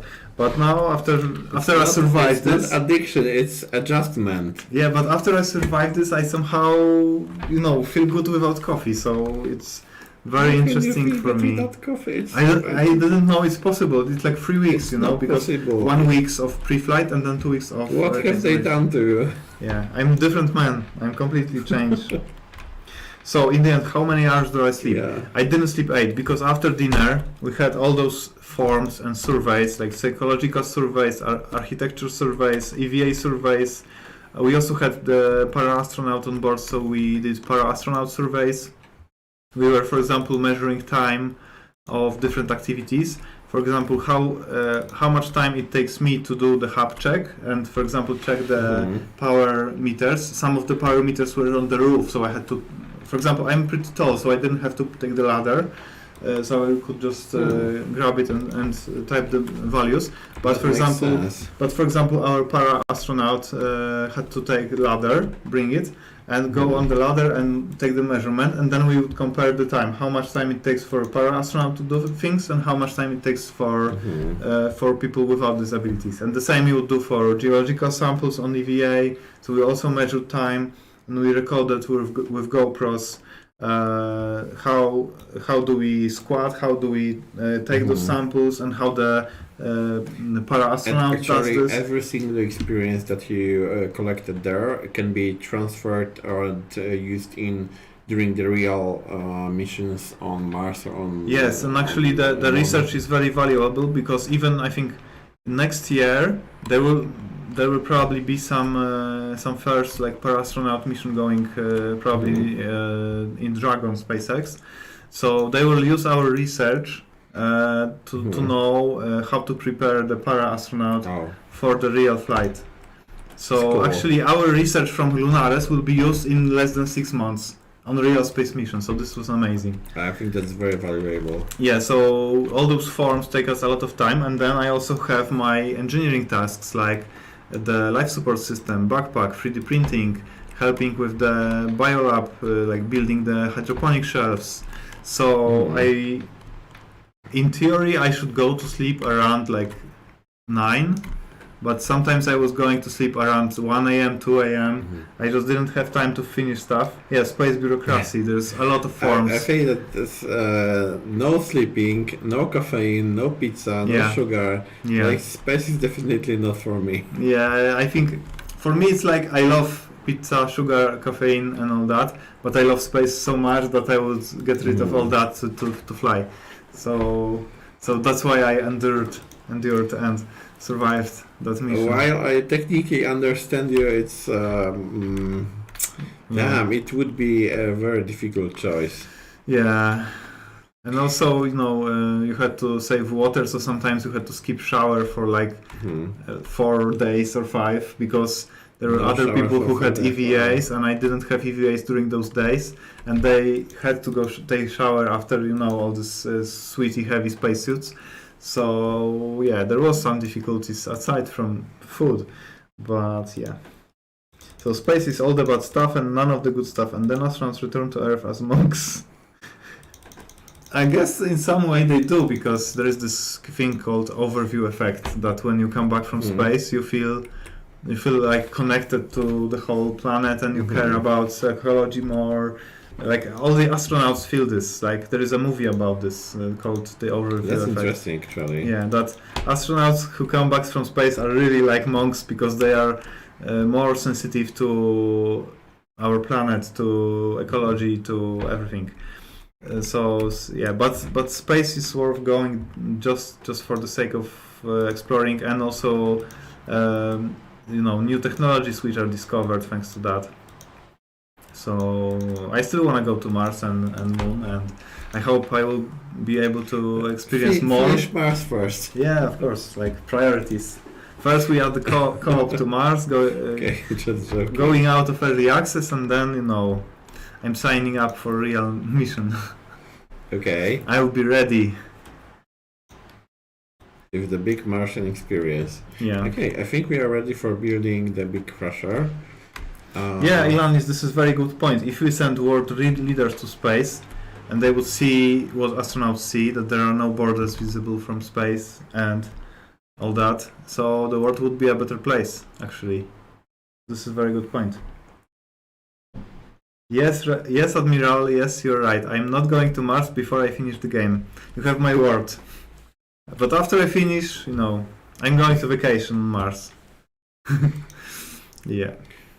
Okay. So are you building another crusher? I will destroy the small one. Okay. And build the big But one. we have some resources inside, right? Yeah, but we take them. Okay, so don't forget about it. Just first, it will take some time, but we have such a nice feature. As I usually don't use this one, but Holds to use the tool. Okay. I can just click. I wonder how many people on Steam know that this exists. We have so many checkboxes for different random things. Yeah, but the case is that we add many quality of life features, but we still don't have good tutorials, and we know that. It's like it's not the problem of we don't want to do them or we don't know how to do them. The problem is, yeah, you are right. I have forgot. I researched it, but I have forgotten, and now it would take more time. And in the meantime, we can talk. So. Yeah, so Ilanis, to answer your question about sleep, sometimes I slept 4 hours, 30 minutes, sometimes 5 hours. I think I rarely slept 8, maybe 2 days only.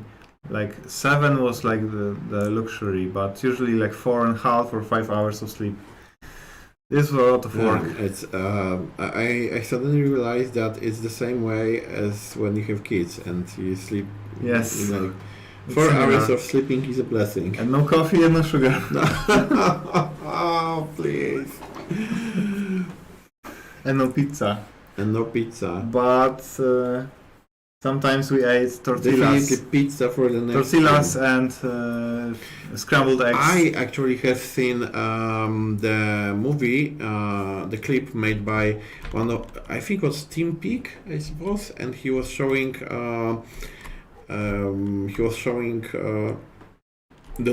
why the tortillas are the best food in space. That it's very convenient. Yeah, basically we took tortillas and we put whatever we could find inside of it. So we found like green olives, dried tomatoes. Also we had some eggs, so scrambled eggs. And put everything in the tortilla, just wrap it, and also we didn't have to wash the plate, so we saved on water, because instead of plate we just put paper towel and tortilla on the paper towel. So yeah, that's the way. Yeah, because we found out that the sink in the kitchen was using the most water of all the sinks. Like for some reason it was just destroying our water supply. So we decided to completely stop using sink in the kitchen. And so that's a micromanagement. Yes, it was very micromanagement. And this is something we wanted to do in this game. Turn off the sink in the workshop to save water for the plants in the greenhouse or other things. So yeah, those fuse boxes. We should add also fuse boxes for turning off the sinks, I think. Another thing is to make, because we are discussing about the fuse boxes and making because for now we have that fuse box, but it's not intuitive. We were thinking need more space inventory. Oh yeah, you are right. But also I can Did you take everything from the smaller? Yeah, I took it. So I will just hide all the stuff here. And actually I don't need that one for a moment. And now we will just destroy that one and we'll make another electricity space here. Are we taking any questions about game's features today? I guess mostly we took questions about the LunAres mission which I was on, but if you want, you can ask anything. Maybe we can answer something as well. Space in the inventory, more keys on the toolbar. Where do we fit those? Like we have at the bottom of the screen we have six spaces. Could be 8. Maybe we need to think it, because now the amount of keys in the toolbar is adjusted to different inventories. Yeah, but I need to connect it into the power. We have 10 numbers. Okay. We have more numbers. No. We have 10 numbers. Yeah, I guess. Yes, Just the battery system, would there be a timer to show how much power is left? You mean on the main HUD? Because the power is shown in the tablet. When you open the tablet, you can see it on the left. Here on gaming. I'm not sure if you know about this, but maybe Lucas can show you now. Okay. If you open the tablet, here on the left side, you have this also this progress bar here. Oh, this so one. It's your battery. Yeah. But also no. I meant there's some cables floating here. There you can collect it maybe. Oh damn! It's the cable from grinding the. Yeah. We finally have to do something about those hanging things. It sometimes happens and it's not that easy. On the battery, not the tablets. Oh, the battery has this progress bar at the bottom if you open the inventory. if you mean, but this is like synchronized. So the tablet's battery is showing the one which is currently active in the suit. So in LunAres mission, we currently have interchangeable batteries, but as part of my task as mission engineer, I had to modify the life support backpack. So I did it like we had one bigger battery inside the backpack, so we never had to open it during EVA, and we instead we have the charge port outside. So the bigger batteries allowed for much longer EVAs than we had oxygen anyway, so it was no point to switch batteries. The question from Elan is about the LunAres. What was the thing you liked the most and like the least? What I like the least? Okay, so there is one thing which is the airflow inside the habitat. So basically we had to maintain the constant airflow because just similar like in the space station, like the CO2 can accumulate in various places, so you need to have those fans, blowing all the time to stop from CO2 from accumulating in one place, in one room. So there was actually a danger during that mission. If you forget about that, you could actually... Yeah, actually on the first day we did a mistake that we left the dormitory door closed for the night, and we also didn't turn on the fan. That was our first day mistake. And then we all woke up with headaches because of too much CO2. So that was like, but we learned from our mistakes. Just like in Occupy Mars, in Occupy Mars you have to die a few times to learn something, and in normal life you have to get headache to learn something. So that's sweet. I think what I would do if I was able to redesign this habitat, I would make a central air recuperation system, so that it would have like a central unit for exchanging air to all the rooms instead of all the fans, because every room had a fan over the door and also on the other side, and the fans were small and very loud. So if we turned them on for the night, but they were constantly like, woo, and it was hard to sleep with this noise. So this is the thing I hated the most about and this. The second thing, if you couldn't control that from one central like HQ, so it's more difficult to control, and because if you want to design such system which is like it's resistant, I would say. Yeah, I mean, if I was designing it, I would probably make all the smart switches so that I could turn them on and off from the tablet or from code. And here, the fans only had like switches, just like normal lights on the walls. So if you wanted to switch on the fan in one room, you had to go to that room and and press the switch. And but for some other things, like for example heaters, we had them on the tablet, so we could turn on the heaters remotely. But I guess they will improve that with subsequent mission, because this is how the analog bases work. That with each another crew adds some more features. So, for example, after my crew, we added new hydroponic shelves, and we improved the backpack for life support.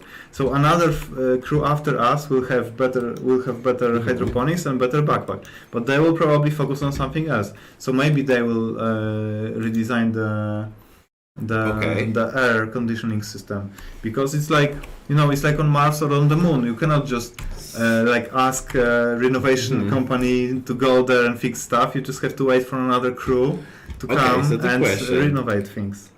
So actually, taking that into the consideration, our system of improving things in the game makes some sense, that you unlock new. It's just like on Mars, like when SpaceX sends first crew, like I think spaceship is designed for 50 people per flight currently. So like first crew of 50. A small bug.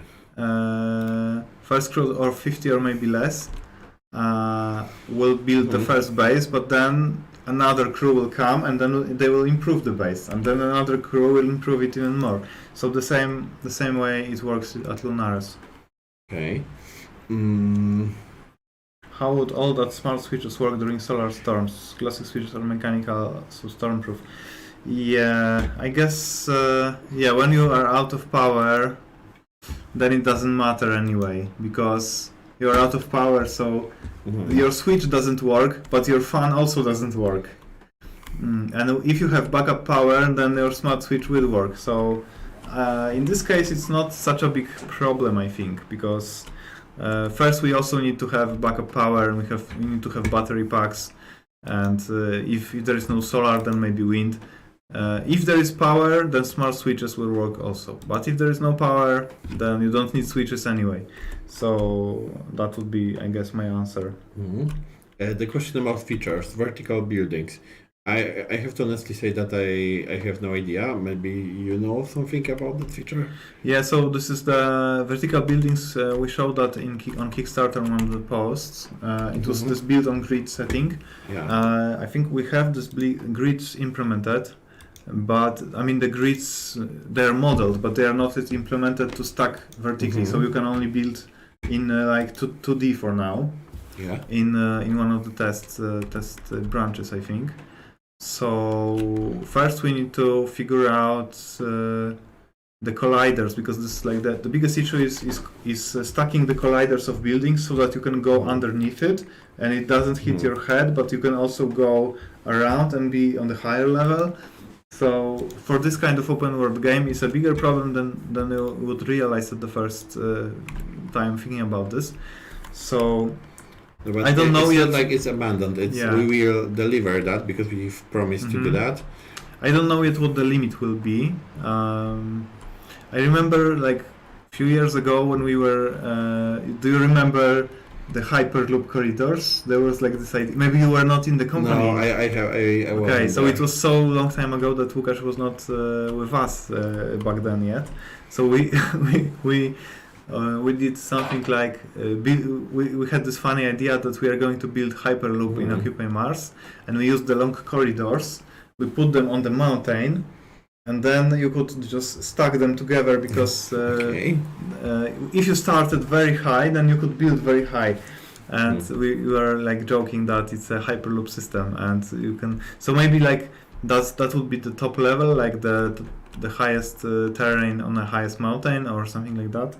Because we cannot also go too high, because then when you fly the jetpack at some point you don't see the terrain. I think the terrain is disabled for optimization at some point. I made a mistake. You are not very good at parallel parking. No. Wow. During the mission, whoa, did anything unexpected happen? Backflip. This happens just now, and this is unexpected. And during our mission at LunAres, so yeah, we had power outage, so that was unexpected. It was like 1 hour or maybe 1.5. Oh yeah, I remember one thing which was unexpected. One of the smoke detectors freaked out and started beeping at us like 2 a.m. in the morning when everybody was sleeping. It was very loud. And we just all woke up and we ran to the smoke detector. Of course, there was no fire; it was just faulty detector. And I was like, "Just kill it with fire!" And they all started laughing. And instead of taking the batteries out of it, we were just laughing because we wanted to kill the smoke detector with fire. So that was a funny, unexpected thing that happened. It's like a situational humor. Oh, somebody just entered the stream for the backflips. Best on time. Yeah, so we were all woken up by the crazy faulty smoke detector. So we assumed that the smoke detector was falling because it was in the biolab for a long time, and there was the hydroponic shelves flowing the water all the time. So our assumption was that it detected water moisture, like in the air, and that's what caused it to be so loud. But I think it was just overly sensitive, because then it repeated many times, and we just took off the batteries because waking up like that is like a very, very loud noise. Because it's it's actually the problem because the fire is deadly on We also before the mission during pre-flight we had emergency evacuation procedures. We had training. So basically, the director of LunAres, who is called Leszek, took a timer and he was measuring time. How much time do we need when we lay in our bunk beds to put on the shoes, take the gas masks on because we had the gas masks, and we had to run to the nearest exit door and run out of the base to the special meeting point, and then he would measure the time. So he had us repeat that 3 times because we were too slow and we would die in the process. So here, guys, it's not that easy to escape from destroyed base. So it was good that there was not actual fire because we only did it at the third time. And that's why we have 3 attempts to escape, and then you can skip it. Yeah, so we had our own intro for Occupy Mars, you can say. Okay, I have forgotten because we there's already 2 hours and I haven't given you the control, so it's I think it's the time I mean, I don't know how long do we want to stream today. What was your goal? 2 hours because actually my wife wanted to go to 7 a.m. to the gym and I told her I will allow that. But maybe we will just... You know, what I learned during the mission, that you need to listen to your commander at all times. Oh, okay. So you assume that my wife is my commander? Yes. It's always like that. So, you know, better do... Better safe than sorry. Better do what you need. Okay. Or, you know, they can throw you out the airlock. Okay, that may be a problem. So maybe just a short summary. Because I think you will be streaming next time, if you want. Yeah, I hope so. I think I'm available next Thursday, so maybe I can just tell me what should I do. Okay. So the plan is I want to rebuild that part. I want to add a airlock here, single airlock, and then move the whole whole part. Currently, there is no airlock here. No airlock here. The airlock is here. Oh, okay. And then. But it's one only. Yeah, there. But you mean? Here we have 2 airlocks. 2, and here you have none. Here, none. Yeah. Okay. Right. Okay. So I want to add the airlock here, and then somewhere in the future we would like to build maybe a HQ here, and in that part there's a good space for a greenhouse or 2, maybe a greenhouse and a dome. Because we for now we are safe with the food, but not for the future. We have collected almost everything. So Ilanis is making fun that I'm now asking other people what to do in my safe. Okay. No, it's just the logical way is to... It's not my safe anymore. Yeah, I mean, Łukasz was my deputy safe operator for the last few weeks. We can call that. So I guess... So Commander, you have to think about the greenhouse and then do whatever you want. We are quite good with the technologies, but we don't have technology for the greenhouse. We have blowtorch 3, but don't know if it's unlocked. I mean, it's unlocked, but it's not upgraded, right? It's not upgraded. Okay. Electricity, we have lots of points and almost all of the technologies, so we can unlock all of them. The materials, I suppose, almost everything except the main HQ. Well, I didn't realize that main HQ is so far. Yeah, it is, and we have been discussing today about moving it a bit earlier. Some of those technologies are not unlocked, but I think we can live without that for a moment. We have another point here. We have unlocked almost everything which is important here except meteor defense, but we were running away from the meteors. Detector 3 is not super important. Yeah, but the night vision, and if you want to fly, we have jetpack unlocked. Yay! Yeah, so how it's called? I'm reporting and how we passing the duties. Passing the duties. Okay. Okay, so I will just say that And yeah. So maybe I would just run a little bit around, and then Okay. and then I will also go to sleep because I'm still sleep deprived after the mission. Okay, so I will leave. You can stream now, or we can finish. Yeah, I think I will just like play for a few minutes and then I Okay. will finish. So you can go. I know that your commander is waiting. Don't forget about telling that we are waiting on our social media, and you can ask Jacek any questions you want. So yeah. In-game sprint report.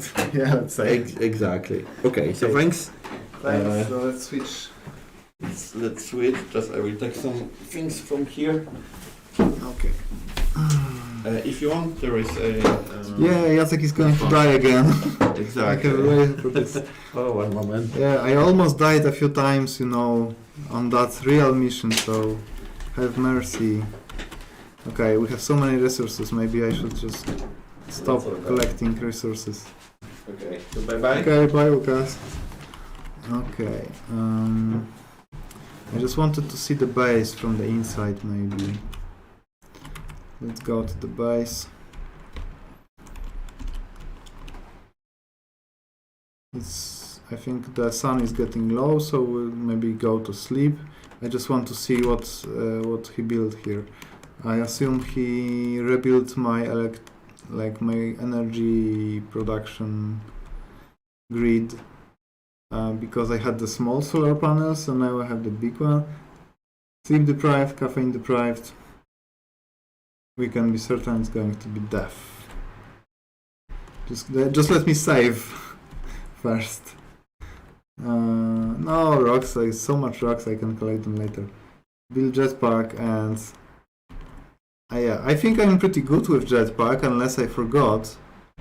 But I think I was doing pretty well with it most of the time.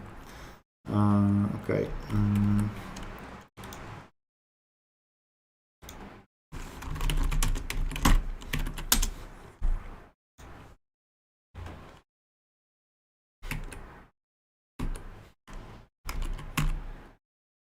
I think therefore I am.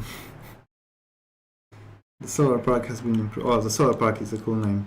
Okay, why do we have like half done wind turbines?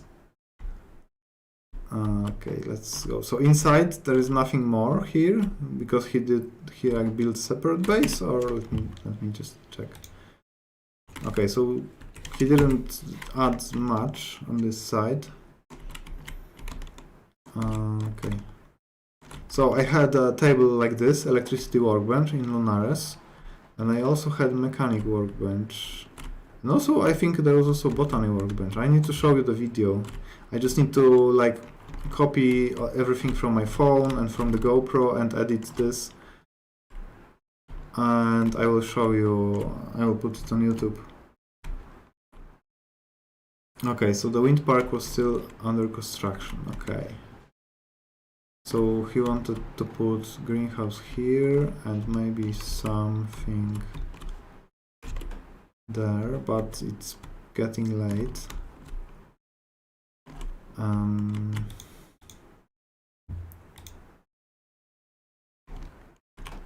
Okay, let's see maybe what do we have in the base in terms of resources.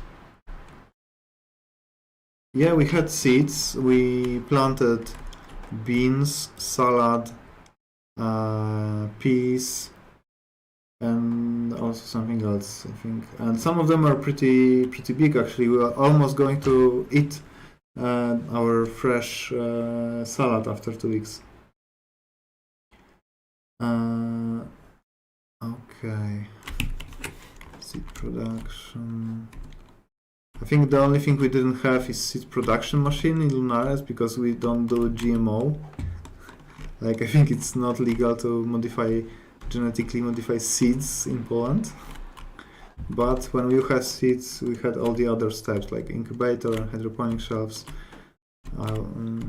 So you'll see once we edit the videos.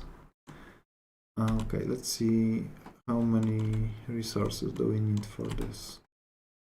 Maybe we have enough. More screws. Oh, this is very cool. I think this is in the new build that it shows available, used, and required. So because previously it was not very intuitive, so this is cool. I didn't even know that they added this. But it feels nice that I left the company for 3 weeks and everything is still working, and they are still working on the game, and like nothing broke here. So it's really a great feeling that maybe I don't need to be there all the time. Okay, I cannot finish using the crusher during the night, so let's go to sleep. I will maybe, if I have the jetpack, do I have the jetpack, or is it only like unlocked? Maybe let's quick save. Yeah, and that people are still working, and that there is some tasks done, and the game looks different. This is amazing. What a surprise. Okay, so where is the jetpack? Do we have the jetpack or only technology for making it? I think we have to print it, right? In the big printer.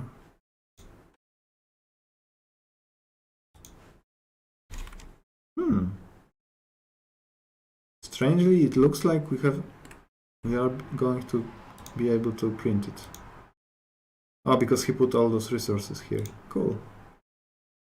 Okay, empty tomatoes, change H2O bottle. Yeah, sorry, I'm playing without headphones, so I may not hear some notifications. Why is my hunger not... Oh, it was first aid kit, damn it. So I wasted a first aid kit. Oh, this happens. Anyway, the jetpack. Let's test the jetpack. Let's test the jetpack and then let's go to sleep. And maybe tomorrow I will start editing the recordings from LunAres. I also recorded interviews with the crew, so you will be able to meet them and see what they tell you about themselves in the Typing from Mars video. So this will be nice.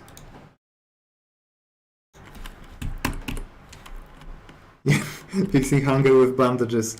Yeah, it seems like my LunAres experience. Sometimes I didn't want to eat more than the others because, you know, I'm tall, so... Did I just... Okay. I'm tall, so I need sometimes more food than others, but it was like... I felt strange to, you know, eat more than other people, so I just didn't. So it was like fixing hunger with bandages, just like in Occupy Mars. Okay, so this is like an... how do you call that? Instrument rated flight, IFR, during the night. It would be nice if I had any instruments here.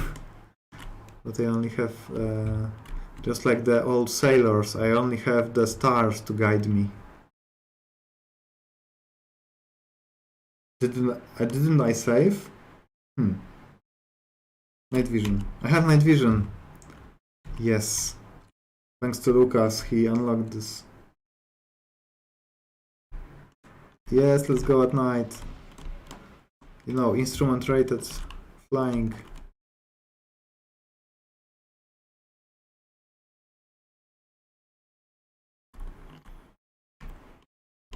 I'm just circling around here, taking it for a test flight. And maybe we'll try to do a low pass. Because this cannot end badly, right?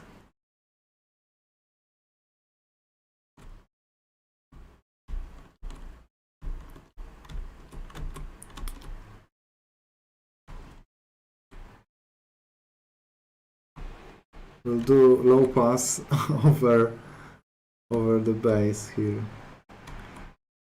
Famous last words.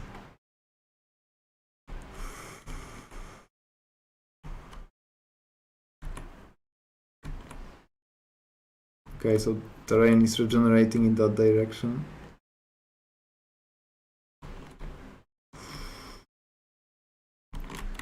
And now just turning around.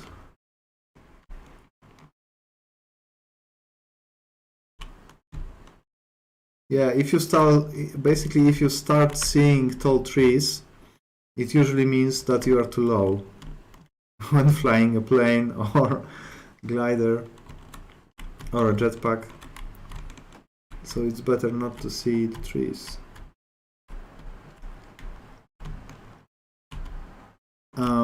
About the legs, I think you know the pressure in Martian atmosphere is much lower, so the legs are naturally spread out. Also, before the LunAres mission, we had this indoor skydiving training inside that like a wind tunnel. So we also had to spread out our legs to control the body position better. Because if you had the legs straight, then it would be easier to just fall down. What's this pink? Okay, those rocks are just looking like that in night vision. Okay. Okay, some more low pass flights. And let's try to go to bed in one piece.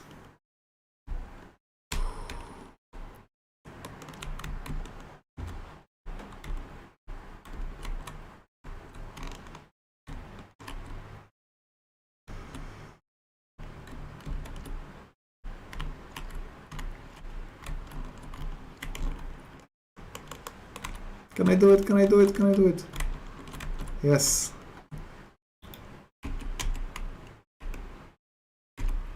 Yeah, the jet exhausts.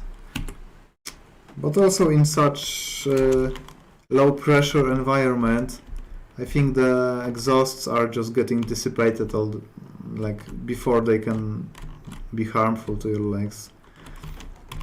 Just some things work counterintuitively on Mars, like with the different gravity and different air pressure. It's sometimes it's just interesting that things seem to be broken, but they are working correctly, just different than on Earth. Also the shadows, like this is very interesting. In space the shadows are much harder because there is no light dissipation in the air.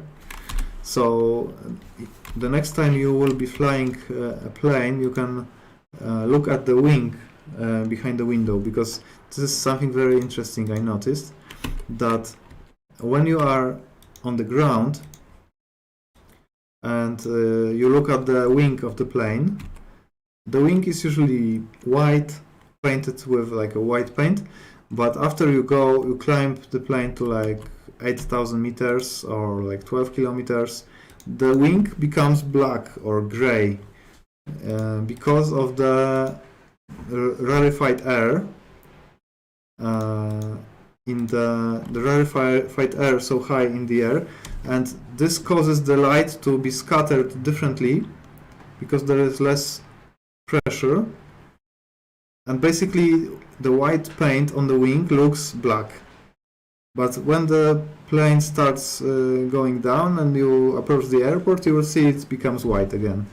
So it's like a cool example of how things look differently in space. And in orbit it's even more, it's like if something is in the shadow in the orbit, it's so dark that you cannot even see the contours or anything. But if it's in the sun, it's so bright that it's like blinding you.